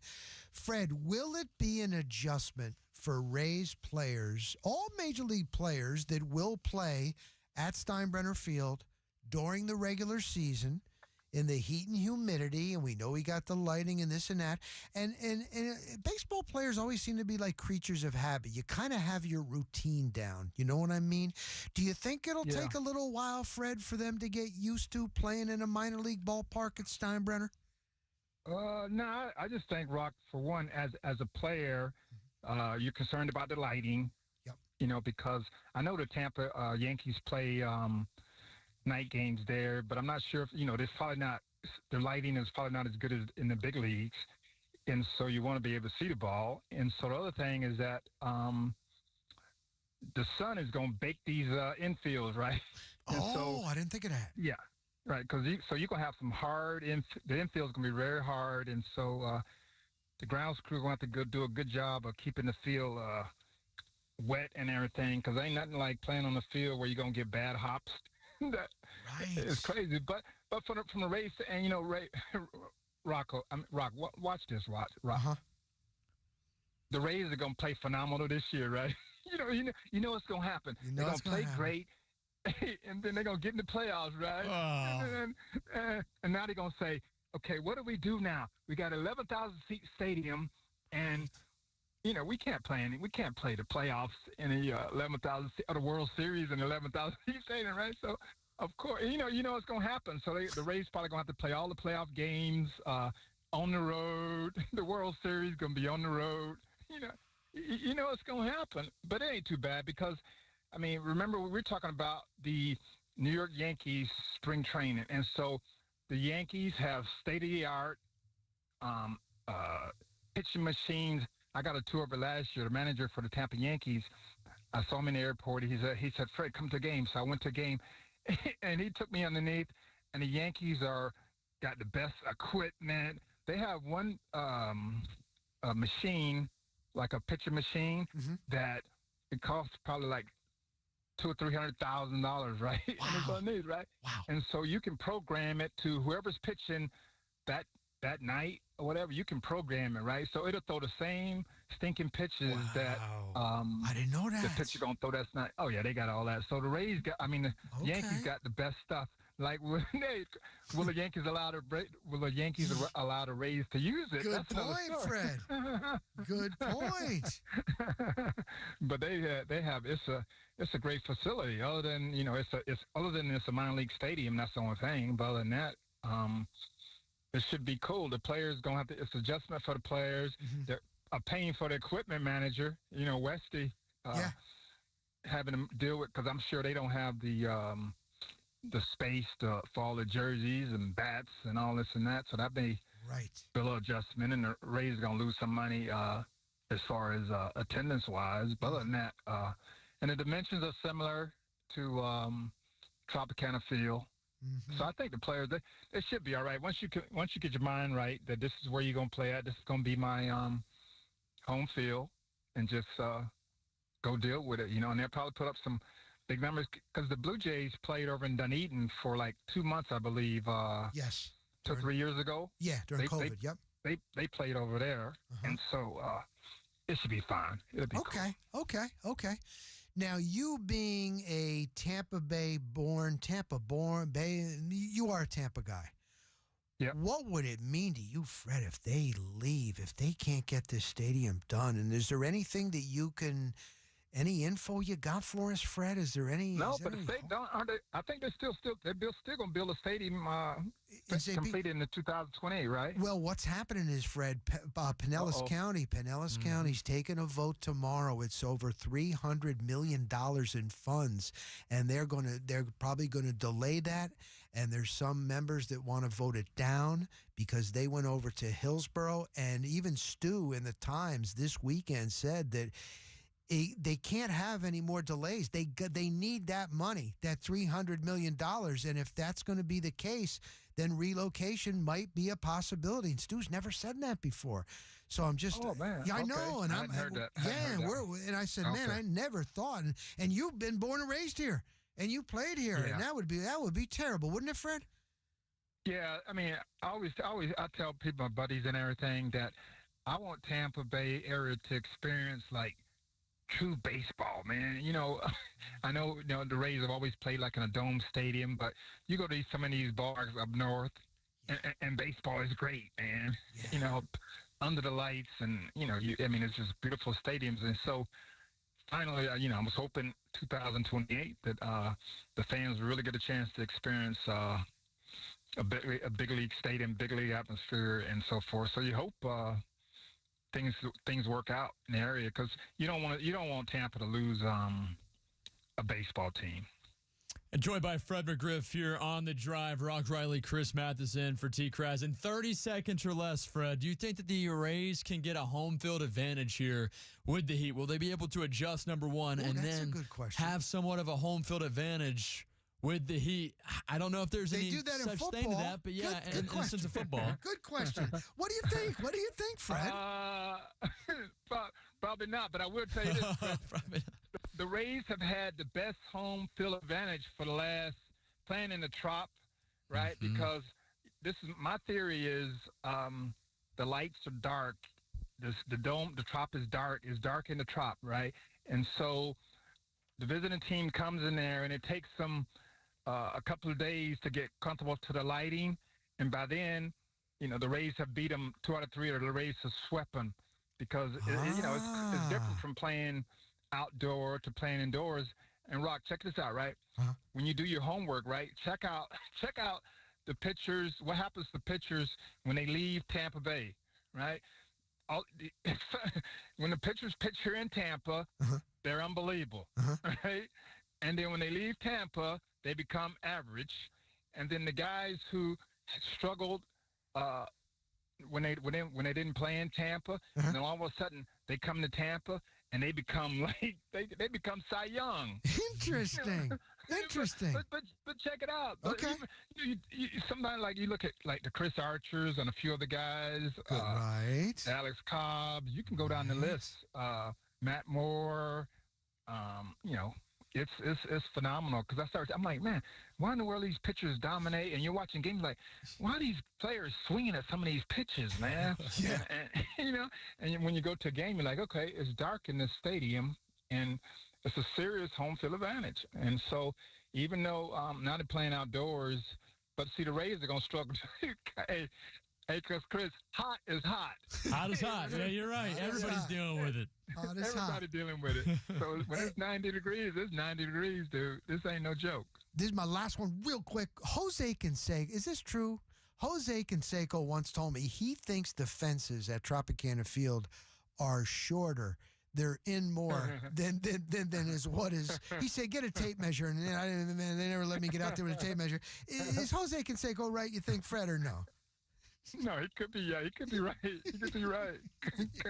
He's a character. But I like that. But I will say that because I think even the commissioner admitted to juicing the balls, right? Because they're trying to get more offense, and so now you see little second basemen and everything hitting 30 and 40 homers because the balls are juiced. And Rock, we can be here all day long, right? But now the rules have changed so much where guys can steal bases like crazy because pitchers either don't care or the maximum times you can throw over to first base is 2 times. Oh, right. Right. So if you're a base stealer, you're like, okay, he's thrown over 2 times. He can't throw over no more. So I'll just take off. Right. They, some of these rules they got crazy with, man. But how you gonna just say the pitcher can only throw over 2 times? What's wrong with you? Yeah. So guys are taking off, and so it's a totally different game. But the balls are juiced now. The balls. So I see guys swing, and you're like, how in the world did that ball go out the ballpark? And it's 20 rows deep. We need the crime dog to work for Major League Baseball, the commissioner, don't we, Chris? We do need the crime dog. He's so well loved. Crime dog, Fred, it's an honor and a pleasure. I love hearing your voice. Love seeing you at the Trop. You're the man. Thank you so much, and congrats on everything, Fred. Appreciate it. All right. Take care. You, Chris, take care of him, man. I will. I need it. Thank you, Fred. Thank you, Fred. All right. I'll see you over at that pirate, whatever that room was, and Fred sitting in there at the Bucks game. Oh, yeah. Anyway. Yep. All right. So that was a crime dog on our Central Florida Behavioral Health Network DAE hotline. Learn more at CF.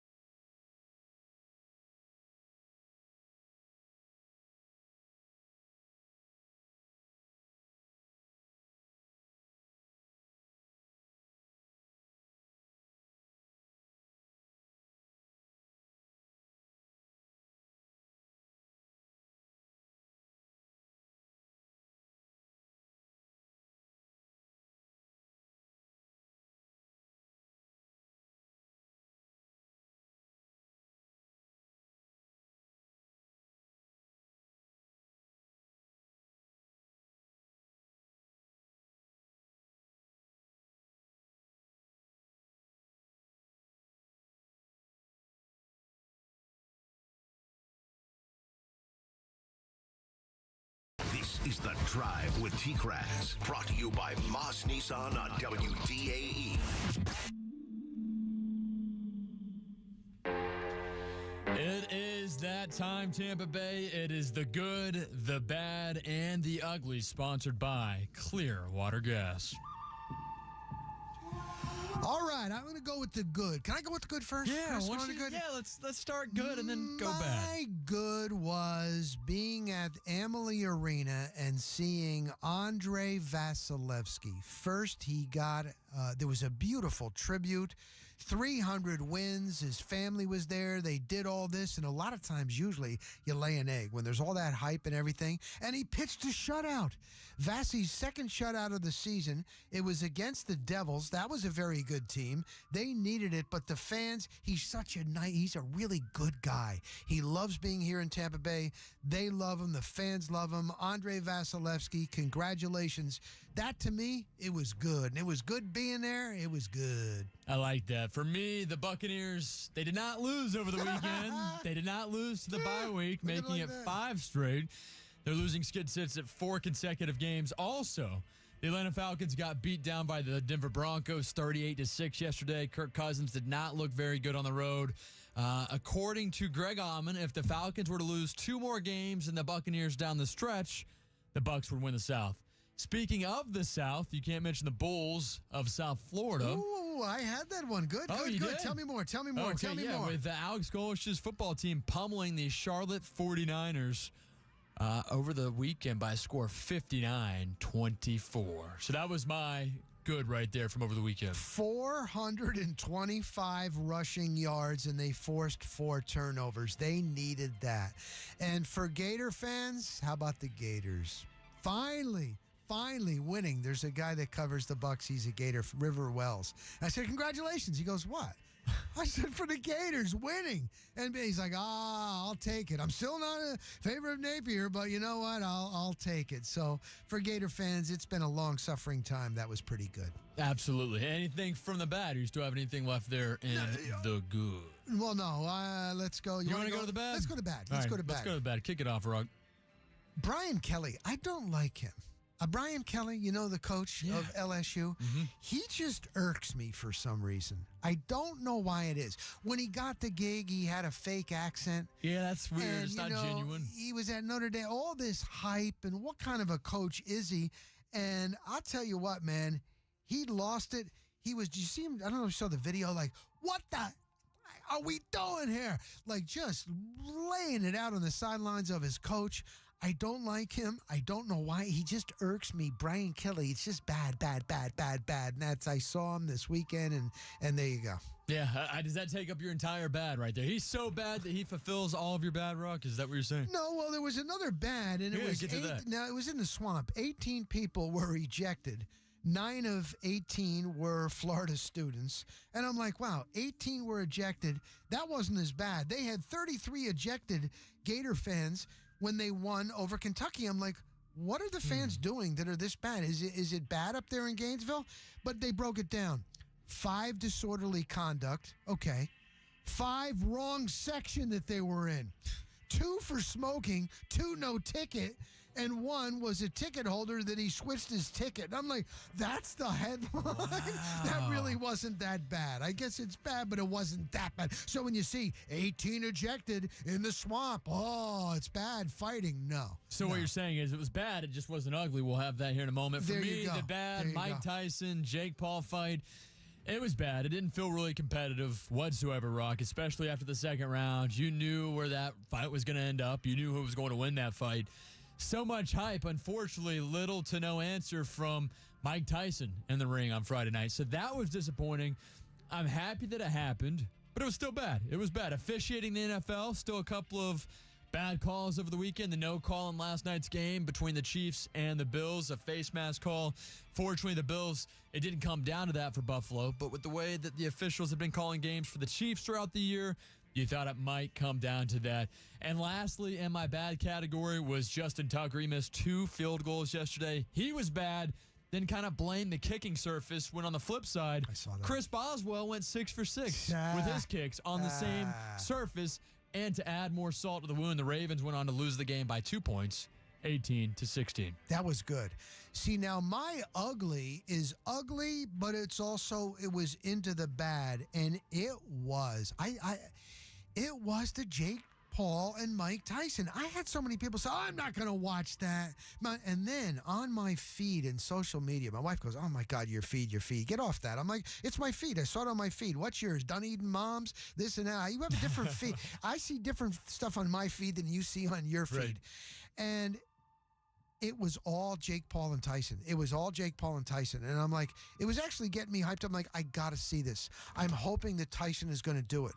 And then when Netflix was buffering and I couldn't watch it, and I waited around. I planned my day for that. Seriously, I could have gone out. It was a Friday night. I'm sitting there, and then I'm waiting for Tyson to do something. And then Jake Paul really wasn't doing much either. And I'm like, this is just bad. Netflix, this is ugly. The whole thing, 60 million people, and I wasted my time on this, and I covered Jake Paul when he was here, and I was more impressed, and I thought he was going to be something. It was an ugly, ugly, ugly Friday night for me.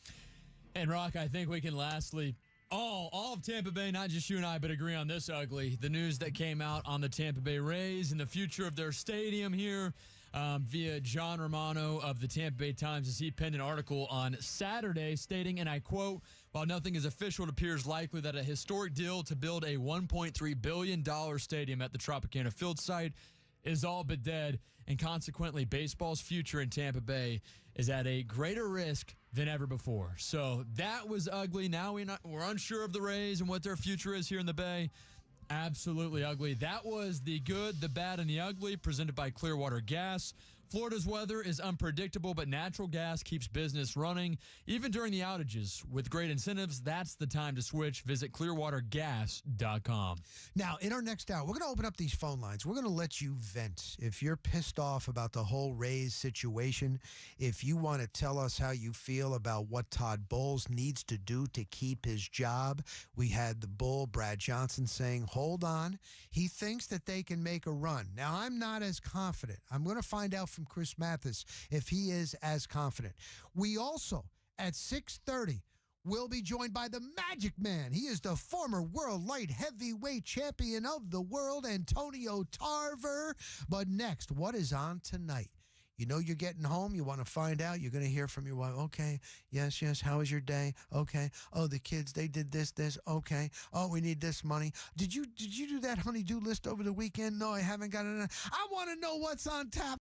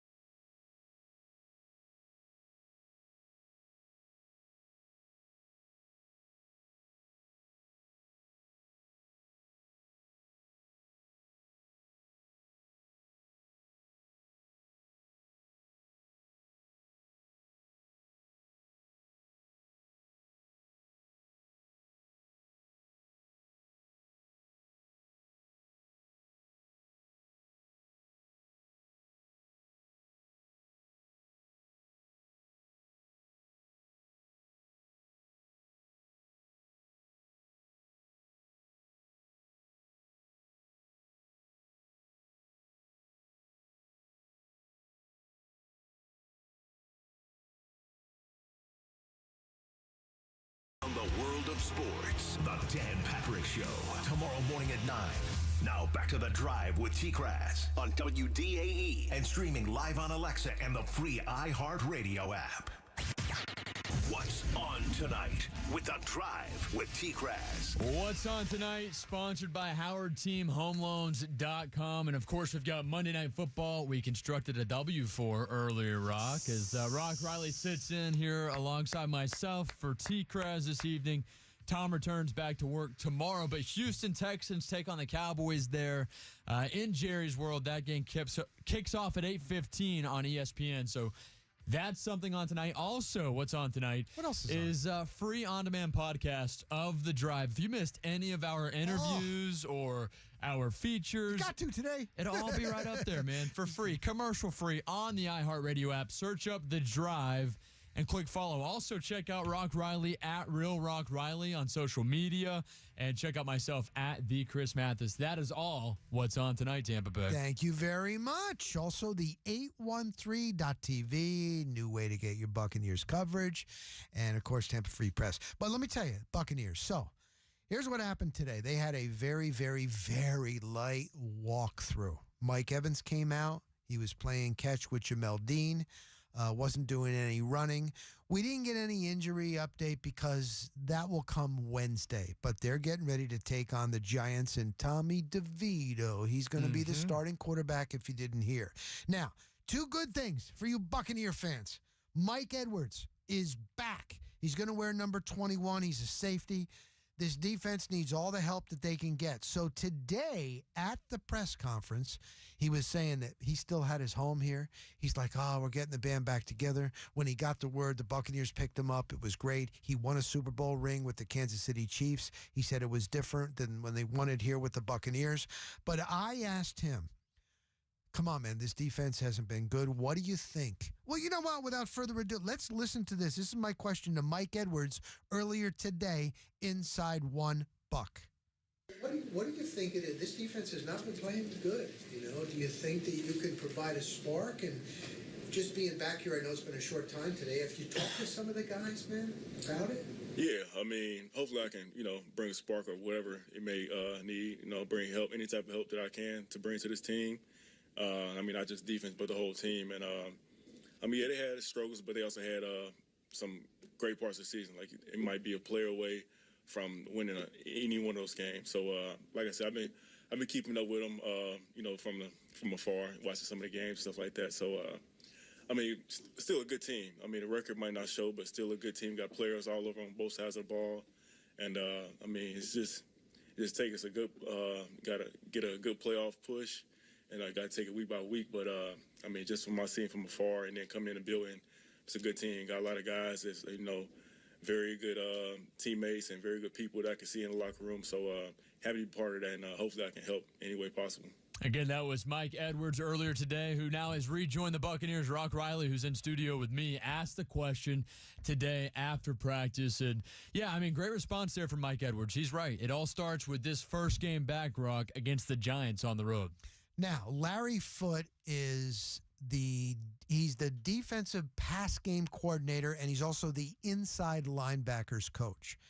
And he was telling me that, the coaches got away. They all got away for a little bit. They came back, and he said they self-scouted. They went all the way back to as far as, like, training camp.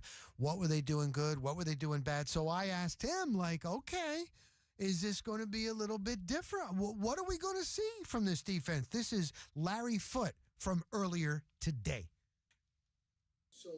So going back over this, going way back, can we expect to see some tweaks and changes with the defense now after this? Well, we want to win the game. We want to win the game. We're rejuvenated. We needed that break. We're getting some guys back. We've been in fourth quarter games, and this is the NFL. You got to win the game in the fourth quarter. Got to make the tackles. Got to communicate. We got to make plays. And I don't care what the Giants' record is. I don't care who's the quarterback. We know it's going to be a fourth quarter game, and we got to come up with more plays than them. Okay, and one more. So I'm on my way to $1, and I look down and Adam Schefter, Ian Rappaport, and it's going to be Tommy Cutlets, Tommy DeVito. Now, going into the bye, the Giants were leaning. Diana Rossini is an NFL insider, and she's living in New Jersey, and she covers the NFL, and she was under the opinion that they were going to give one more game to Daniel Jones, and that was going to be against the Bucs. But the coaches were going to meet over the weekend, the Giants coaches, and then they were going to tell both quarterbacks what they were going to do, and then they would make the announcement. Well, it came down that it's going to be Tommy DeVito. So I asked Larry Foote, does this change your defense going to go against him compared to Daniel Jones? Here you go. Game plan change much knowing that Tommy DeVito's going to be the quarterback, though? We ain't got into that yet. I'm just a little bit out of seeing him last year. He can move just like Jones, so I'm quite sure the offense is not going to change that much. He's an athletic quarterback, so we're going to have to be ready for that, but I don't know how they're going to try to attack us. But just last week, this week, going forward, it's about what we do. But if he's an athletic quarterback, we got to have a plan for it. He's not going to tell us. No, he's not going to tell us anything. And he kind of had a laugh, and he's like, I'm not going to tell this Yahoo that's sitting here. But you got to ask. It's going to be on DAE for the drive later. I'm not going to tell him what they're going to do. But honestly, they really did. That news just came down, but they were probably planning for both. They'd have to be. They'd have to be. So what do you think, Chris Mathis? Are we going to see this defense being able to make stops? These are bad teams. If they can't beat Carolina twice and the Raiders and the Cowboys, Dak Prescott is out, and Tommy Cutlets and the Giants are bad. If they can't even win, I think these next two games, bottom line, are must-wins. If you can't beat these two teams, you don't deserve to talk about playoffs. And the season is more than likely over at that point anyway, Rock. I mean, when you look at it, these two upcoming games that they have, they are beneficial to the Buccaneers. The Bucs should be favored in these games, even on the road at the Giants. The Giants are that bad. The Bucs are a play or two away. However, the lack of communication and consistency there in the back end is what's most concerning to me. Maybe Jamel Dean can help tighten that up. And we'll see about the linebacking situation as well, Rock. That's been very frustrating here this year, too. We're going to open up these phone lines. We're going to have the Magic Man, the former world light heavyweight champion. He's going to join us at 6:30. But you know what? Chris and I want to talk to you. I have waited 5 years to sit in this air chair. 5 long years. And finally, in the minor leagues, I've gone all the way down to low A ball and still grinding, and finally made it to the major leagues on T. Kraz's show. So we're going to open up these phone lines. Let me give out the numbers. 888-546-4620, 888-546-4620. Todd Bowles, Buccaneers, Rays Stadium, where we go. Oh, the Rays. Oh, yeah, we're going to go there.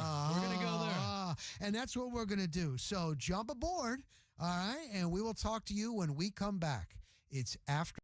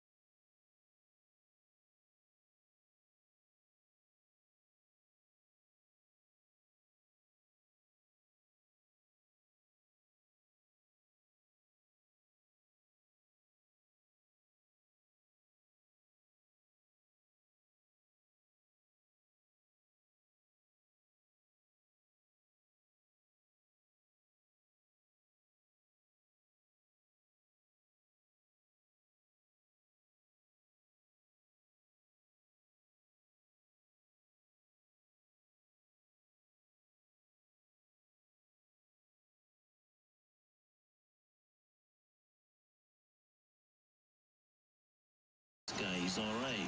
He's a good fella. He's one of us. Buckle up. Because you're on the drive with T-Kraz. Afternoons on 95.3 WDAE and AM 620.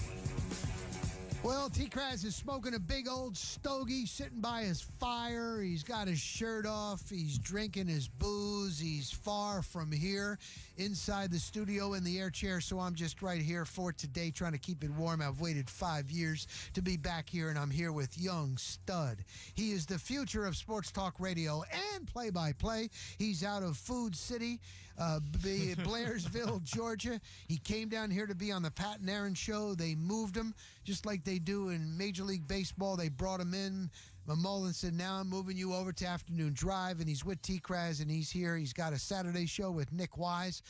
Wise and Mathis, the one, the only. Chris Mathis and Derek DeBose is on the other side of the glass. Jason Barringer is contributing from high up. He's like in the owner's box, and we're just happy to be here with you and taking your calls today. Chris Mathis, what's happening? How you be, my man? Man, we are living large. Hard to believe 3 hours have already flown by this evening on the drive, but we still have 1 more hour to go, and we are still rocketing here on the drive with a big guest upcoming the next segment as well. But want to hear from all of you guys, too, regarding this Buccaneer football team and the Rays, Rock. 888-546-4620. We have had some callers that have been waiting for a long time.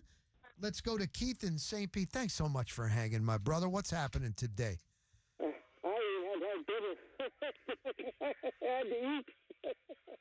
But no, Rock. Yes. Let's clear the air here. MLB is not going to 15 weeks, period. And everybody thinks it's not going to happen. And the thing to do is to get rid of Stuart Steinberg. He has to go. I've had enough of Stuart. I'm fed up. He's the guy who started the Montreal garbage. He's done everything the analysts do. He don't give a crap about this area. He never has. He never will. All he cares about is money. And that's it. He doesn't care at a time that the commissioner of baseball got off his rear end and tells to get out. Okay, I got you. All right, thank you, Keith. Thank you. Thank you. See, what you got to do is well, what do you do? Come on here. You're going to, there's something wrong with his phone. Keith, I know he has hung on, man, for like 40 minutes. So he's pissed off. All I could hear about, he's mad at Stu Sternberg. Did you kind of catch that? I did. I think he's mad at Stu Sternberg. He's mad at Stu, which a lot of Rays fans are. To Mike is in beautiful Brandon. You're on the flamethrower. What's happening, Mike? Chris and Rock, it's great to talk to you. Just remember way back in the day when there was an earthquake at the World Series in San Francisco. Yes. I don't know 100% or not if Major League Baseball helped them out, but I bet they did. If there was a tornado that ripped through St. Louis or Wrigley Field, I bet Major League Baseball would help them out. I know if there was a flood at Yankee Stadium, Major League Baseball would help them out. If there was a nor'easter at freaking Fenway and ripped down the Green Monster, Major League Baseball would help them out. Major League Baseball is not helping us out. And there's people here that care. There's baseball fans here that care. And we just need a little bit of help to make sure that the Rays stay in this town, because people love baseball here, and I just wish they would do the same thing, that if it was another big city, they would do the same thing for a city that loves the Tampa Bay Rays and let them stay here. And I just wanted to get that off my chest. All right. Thank you very much, Mike. Yeah, I like that, Mike. I can feel the passion. I feel the angst there as we are unknown as far as what the Rays might be doing here after the 2025 season. But great call there, Mike. And I think we all can agree we want the Rays to stay in the Bay. Even the Rays organization, their hashtag this year was here to stay. I mean, here to stay. So that's been the game plan. It's just with this bond and the vote tomorrow, it's not. And it looks like, here's the deal, guys. All indications are that the Pinellas County Commission, they are going to delay the vote. And Stu Sternberg told the Tampa Bay Times, John Romano, we're done. And in so many words, that relocation now is a possibility because you can't have delays. It's $300 million. They need it, and that's where we are. And I think the only possibility is if Pinellas County does vote to go ahead and appropriate those funds tomorrow. And I don't think it's going to happen. All right, let's go to Dave. Dave is up next. And Dave, you're on WDA. What's happening, Dave? Oh, rock and roll, Riley. Today is my 66th birthday, Rock. Happy birthday, brother. Happy birthday, Dave. Many more. And I am listening to the original Gangster. I've been there from the beginning. 5 years ago, you and Martine got me through my open heart surgery when Tiger was winning. Rock, Rock, please try to be transparent because I've been wanting to ask you this for 5 years. Why are you not on the flamethrower on a regular basis? Is it contract kind of things? I mean, it just blows me away. I've been calling for 20 plus years, and I don't understand why you're not on. Well, I'm on. Do you know what, Dave? I'm on today. I've been in the minor leagues all the way back from A-ball all the way up, Dave. And I got the call to fill in today for T-Crash. And you know what, Dave? I'm happy to be here today. That's very, very nice of you. Yes. Well, I was just curious because I want you and need you so bad. But, Rock, because I know you well enough, I know you would bring up Tyson. Me being 66 years old, Rock. Yeah. And getting Chris, the good, bad, and the ugly. Yep. When I watched the fight, I looked at it as an absolute disgrace. And to this day, right now, I am sad to have watched it. It was bad. Dave, thanks for the kind words. I got to move, man. We got a ton of callers here. I'm happy I watched it. I hate how it turned out, but I'm grateful. It was one of those things where like Netflix. I was screaming when my wife came in. She goes, "You're watching the fight?" I said, "No, look at the screen, Netflix." It's just that little snail, just that little circular and then it was snail. frozen. I'm like, they're supposed to be going to be doing NFL games. You don't have your act together. Yeah. And then it was too much. Sometimes I'm never really angry like that, but on social media, I'm like, this is an amateur feed. Like, I was responding. I'm like, I got to stay off of that. You know what I mean? That doesn't do me any good. Take a step I back. have these little dumbbells. They're like 25-pound dumbbells, and I sit at the couch, and I'm to the point now where that's my exercise. No, I do go to the gym, but I don't, no cardio, and I just lift them right there while I'm watching TV. I'm not even standing up. And when I didn't put them in the other day, my daughter was like, ow! I said, what happened? Your weights!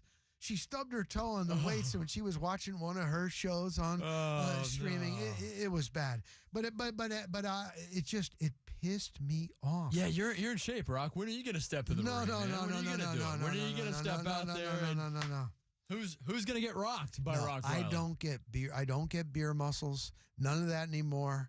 I try not to let anybody bother me. The road rage, like when they. Do you know one time? When do we take a break here? We still got like 12 minutes, man. Okay. Tell the story. Rob. I was driving. The radio station used to be located on Gandy Boulevard. Mm-hmm. And I was driving into work one day, and this car passed me on Gandy, and it was coming up from West Shore. I was on Gandy, and all of a sudden I hear, like, it had the air conditioner on, and I hear pop, pop. I'm like, there's a guy shooting, leaning out over his passenger window right next to me, shooting at the guy in front of him. Wow. Yeah. And I'm like, what? He's shooting. So I pull in, make a right into WDAE, and I go in the station, and the guy took off on the crosstown. And I was running late for an update. It was an update, sports update on 970 WFL Ray. And I just went in, and I just went right into the booth and did the update. And then I came out, and one of the guys was sitting there in the newsroom. I go, a guy just was shooting at the guy in front. Where? Right on Gandy Boulevard, right in front of the station. You didn't call the cops? No, I was late for my update. So I called the cops, 911, and she goes, oh, yeah, we've already reported. He was still shooting on the crosstown. Oh, and I said, okay, I just wanted to make it. I have no idea why I just brought that story up. Is there any reason? I don't know if there was any reason there, Rock, but I love it. That there was. All right, let's go back to the phone lines. Let's go to Drew. Bail me out, Drew. You're on WDA. What's happening, Drew? Hey, I think the politicians are crazy because what city wouldn't like a Major League Baseball team in their town? It drives revenue. It drives local businesses. jobs at the stadium alone.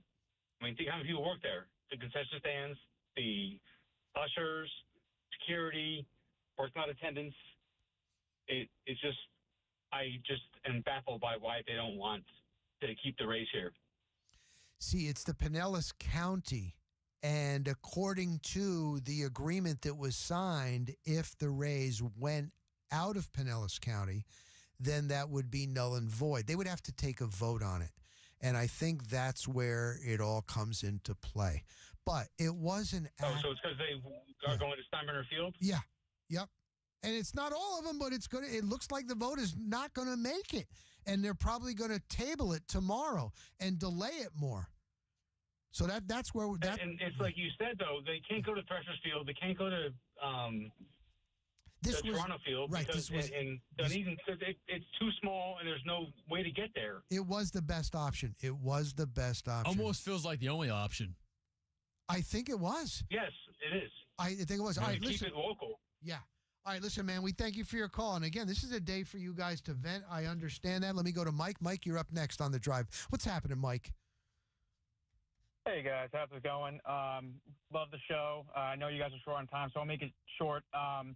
Really just wanted to say, I grew up a Rays fan, born and raised in Florida. And the bottom line is if the Rays leave, which would be absolutely terrible, if they do leave, I can't support a team. I'm a homer. I'm not going to support the Rays if they leave town. I'm got to root for the Marlins or something, man. But I just want to hear you guys' thoughts. I think they're going to lose a lot of fans in the Bay Area if they move. There's no doubt. There is no doubt. There is, and you know what? You are not alone, man. I was actually thinking about that today. How many fans are just going to transition? No. Yeah, no. I don't know. Would you still follow? Would you still be a Rays fan if they're in Nashville? No, I would not. Or if they're in San Antonio? I don't see any. Or Charlotte? You're still pulling for those guys, but I'm not sitting there thinking, oh, I'm going to go Rays. It just doesn't work like that. Let me continue on. I don't know if we already talk to Mike? Was that Mike I brought up? That was Mike. Hit the drop Mike, over there. So let me go there. Sorry, we just had another one. Just to let you know, we have some people that are just tuning in. And what's this voice? Who's this? It's the great one. And Frost Riley. No, T. Kraz is on vacation and he's going to return tomorrow. And I'm just sitting in here today, happy to be in here with Chris Mathis. We have Derek DeBose on the other side of the glass, and we have many people behind the scenes that are helping out. And we're taking your calls. We got a lot going on sports-wise with the Bucks, Todd Bowles, the hot seat, the Rays Stadium issue, and we also are going to talk with the former world boxing champion, the Magic Man, Antonio Tarver. That'll be at 6:30. But we want to get in as many calls as we can here today. Let's go back to it. We go to Jesse. Jesse, you're on the flamethrower. What's happening, Jesse? Rock, how you doing, brother? Doing good, man. Glad you're with us today. Yeah, man. Yeah, I remember when you and I played baseball about 20 some odd years ago. I think people are going to get a taste when people are going to get a taste of what it's like to play baseball outdoors in Florida in the summer. Oh my God, were we ever on the same team or opposing team? You know me. I was Jesse the lawyer. Oh, Jesse B. This is my buddy Jesse is a huge Rays fan. He has a law practice in St. Pete. It's not far from the Trop. He has raised his son. They've gone to games together. I know how big of a Rays fan you are. With this news, if the Rays leave, tell me your feelings, Jesse. Well, Rock, I don't know if you remember, but I'm from Northeast Ohio, and I was a Browns fan when they left. And I had my team taken from me. Yes. I've experienced this firsthand, and I can tell you it is devastating. And the idea that this might happen to my son, and remember, there was decades of history in Cleveland, so, they were going to get a team back. That's not going to happen in Tampa Bay. These Rays leave, they ain't coming back. We're not getting a team. And so I am just heartbroken at the idea that this might happen. But I wanted to end on a positive note. Yes. And it is damn good to hear you on the radio, my friend. Thanks, buddy.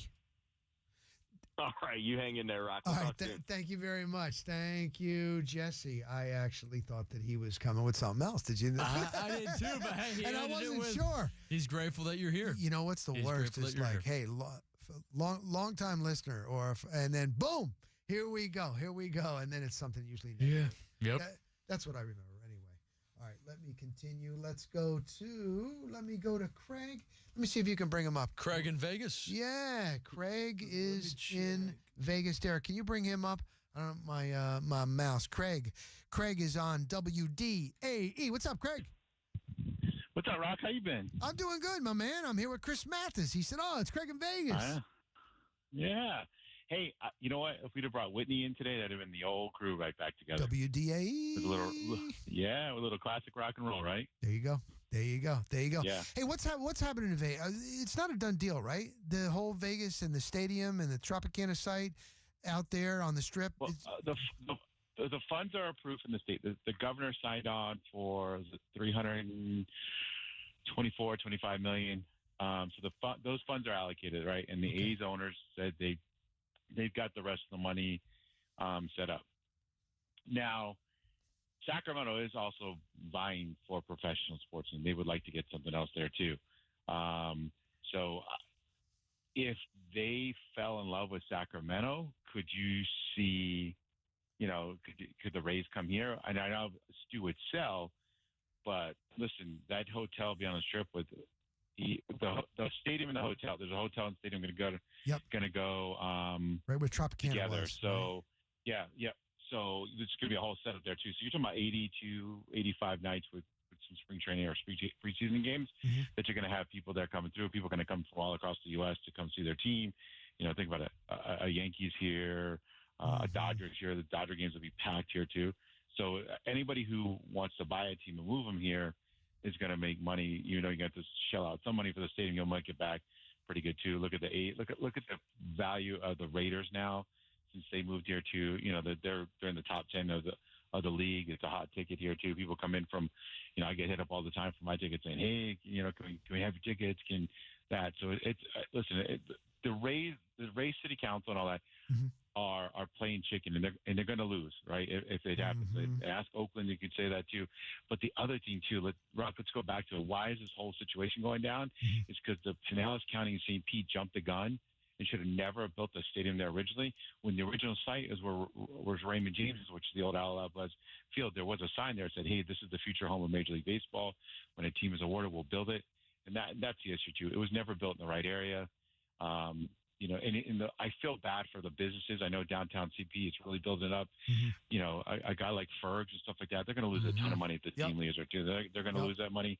All the places down there too. But I hope it doesn't happen. Listen, I'm a Tampa sportsman, born and raised down there. I go see the Rays on the road all the year. But listen, if they leave and they're a little closer to me, I'll still be a Rays fan. But I warn that city council, don't play chicken right now this late in the game because you're going to lose. When there's enough cities out there, they're going to jump in and bring a team there. All right, thanks, Greg. We appreciate that, man. I was out at the Super Bowl and went into that Tropicana hotel that they demolished. There's not a lot of room. It's right on the Strip. Like, I don't know how, and I don't know how that's going to work. I really don't. The football stadium is one thing. You only have X amount of games. The hockey has been very successful. We will see. But you know what? I'm not really concerned about Vegas right now. No, we're keeping it I'm concerned right here about the Tampa Bay Rays. So we're all going to be on pins and needles tomorrow. But my sources are telling me they're going to delay it. They're going to delay it. And this one... Chris Latvala. Yeah, well, this Stu Sternberg in the Tampa Bay Times, John Romano had a column.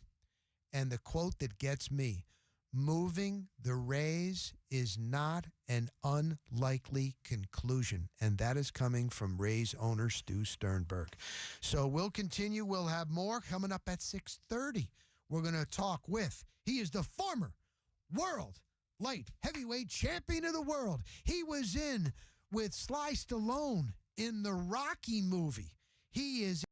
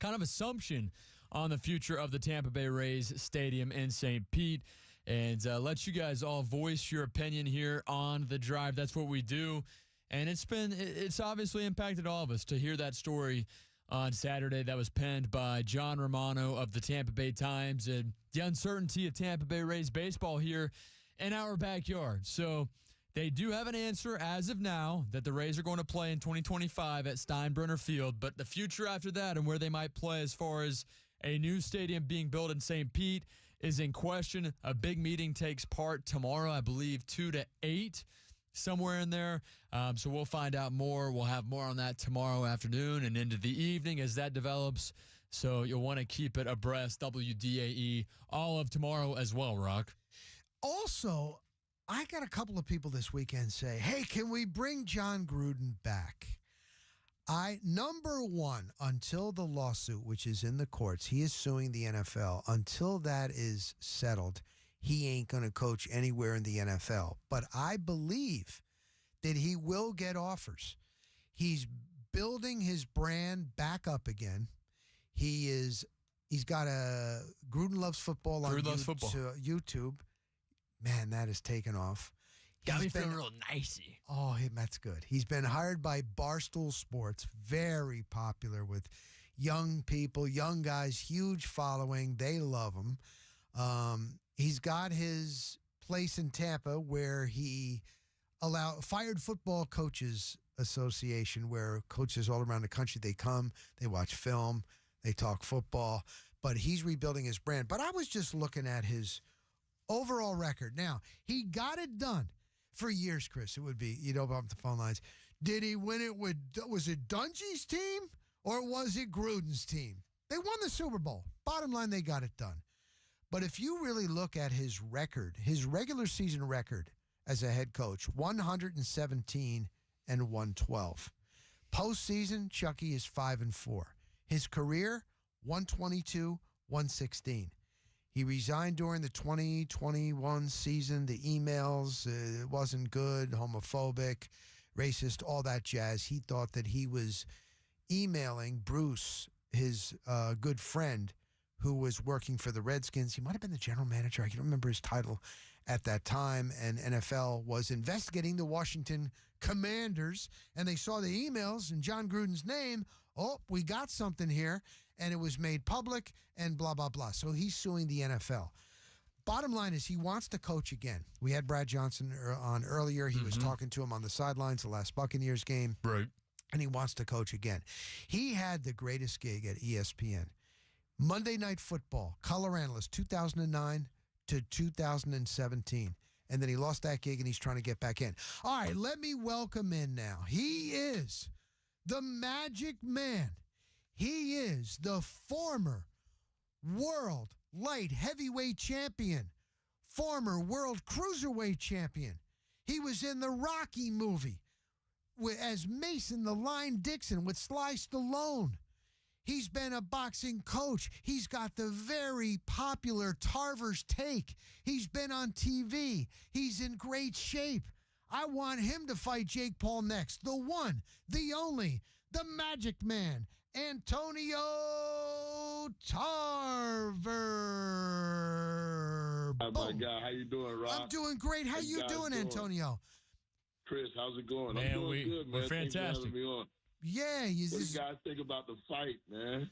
You know what? Here you go, Antonio. Now I saw you at the weigh-in or one of the workouts when Jake Paul was here and he was fighting in Tampa, and I was very impressed behind the scenes of the business that he runs, Most Valuable Promotions.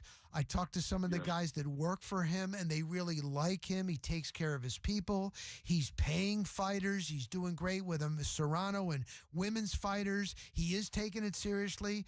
He's got punching power, all that. Okay, great. But you know what? And I know Father Time is undefeated, Antonio. We know that. You even mentioned that. You mentioned that, yes. And I was listening to you when I was driving here, and I agree with that. And I was I got caught up, Antonio. I was watching those videos, those short clips of the power, but it was only with mitts, with Iron Mike. And I was waiting early on. I know maybe he was waiting and he's 58 years old and he didn't want, but I was hoping, maybe because I'm older and you want to see that power, maybe he's going to land. And I didn't see him being aggressive really at all after that first round. That was it. And I was disappointed. But maybe it's just me, but I was disappointed. Please give us Tarver's take here, Antonio. Well, you know what, man? We always, I think we kind of expected a little bit too much realistically. And that's why, that age thing is real. You know what I'm saying? And Jake Paul, to his credit, we can't just say it was father time because I was impressed with the way he just didn't get wow. You know what I'm saying? He was under control. You can see that his skills are improving.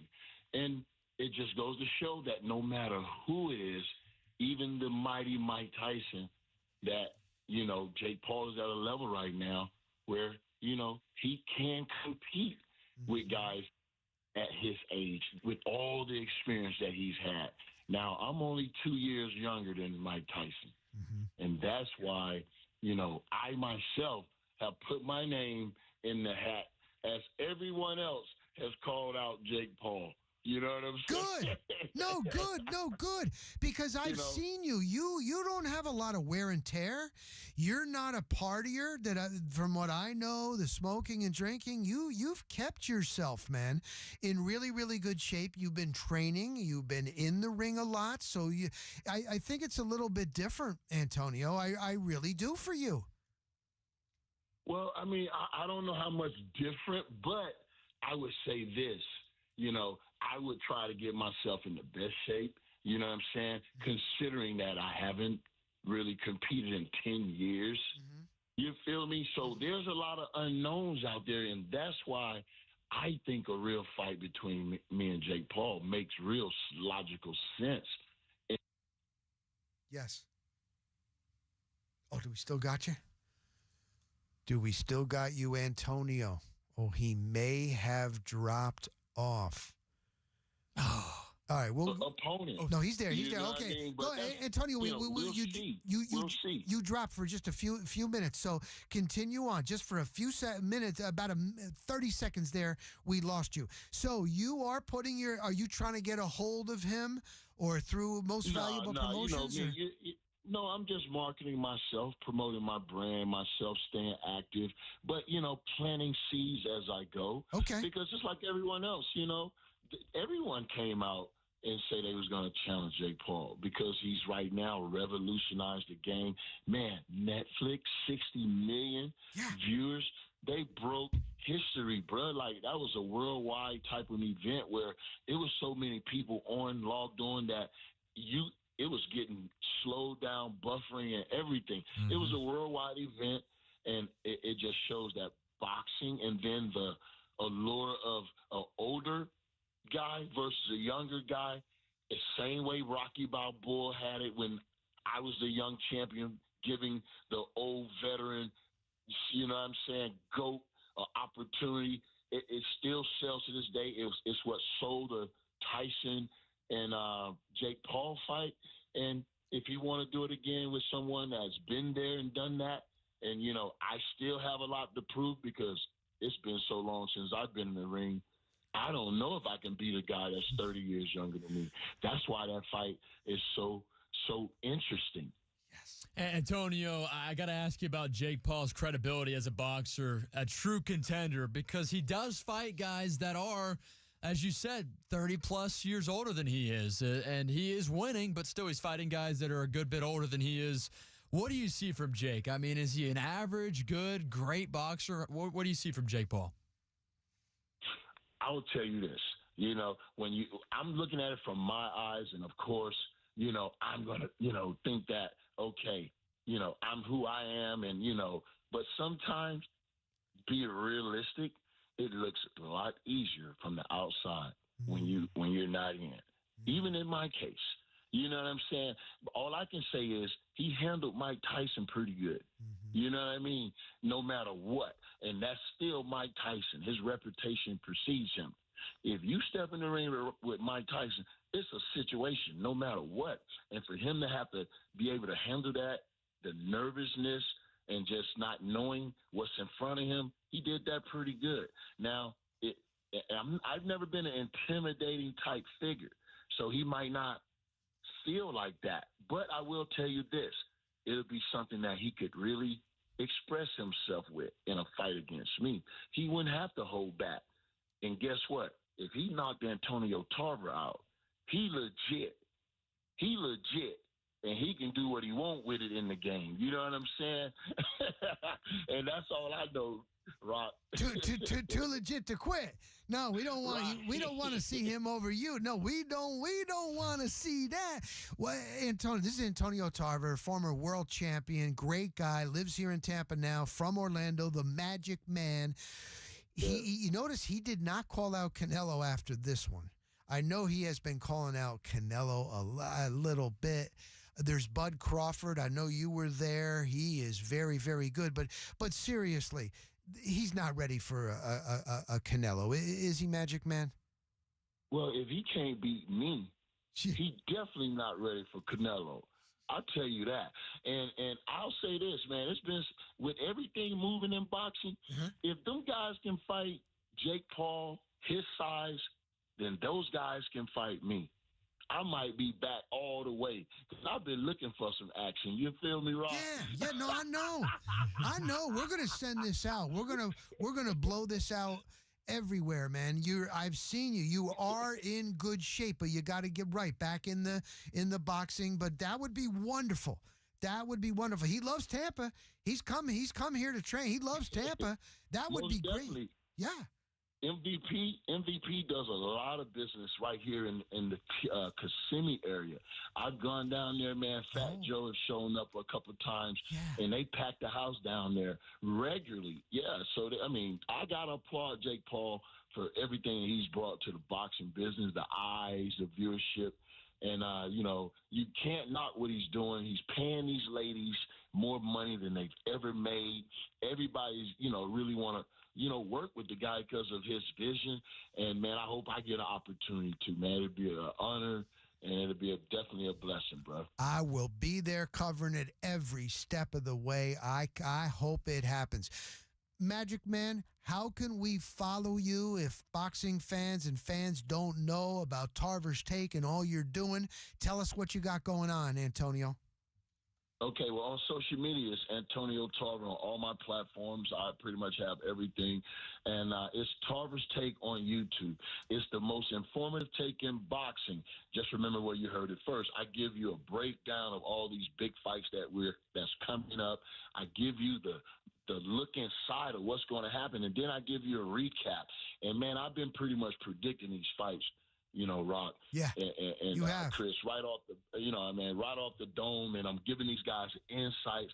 And I've also been, trying to get active because, man, retirement has been fun. I play golf with Winky maybe once a week. You know what I'm saying? I travel to all these big fights, and but it's just for me to watch these fights, knowing that with my experience, everything I've gone through in the boxing business, and the fact that I was trained by some of the best trainers.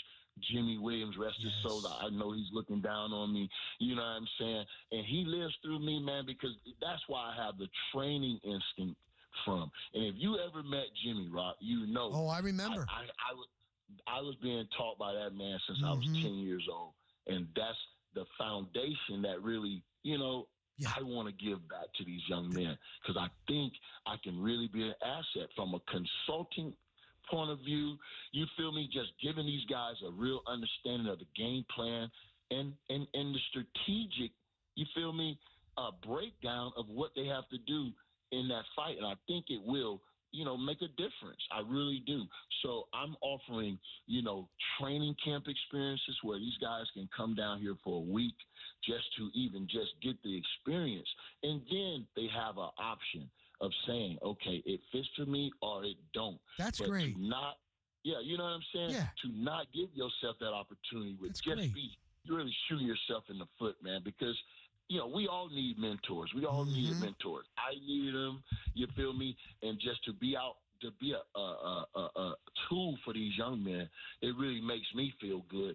And that's all I really want to do is give back. Awesome. You're a good man, a great man. He's the Magic Man, Antonio Tarver. Antonio, thank you so much, buddy, as always. And I want you guys to know this was breaking news, man. You guys got it first. Thank you. Off the press. Thank you. So you feel me? Yeah. When it happens, we're all ringside, It's man. official. Yeah, against Jake Paul. Antonio Tarver, the Magic Man. Magic Man. Thank you, brother. Antonio Tarver calls out Jake Paul. Thank you. Antonio We got it. Tarver The headline calls now. out Jake Paul. See you, brother. All right, my guys. I Always. appreciate it, man. Always. you. All right, that is the Magic Man, and he was on the Central Florida Behavioral Health Network DAE hotline. Learn more at cfbhn.org. All right, we'll have more, plenty more, man. Rays, Bucks, if you haven't heard what's going on, we'll fill you in. Rock Rally in for T.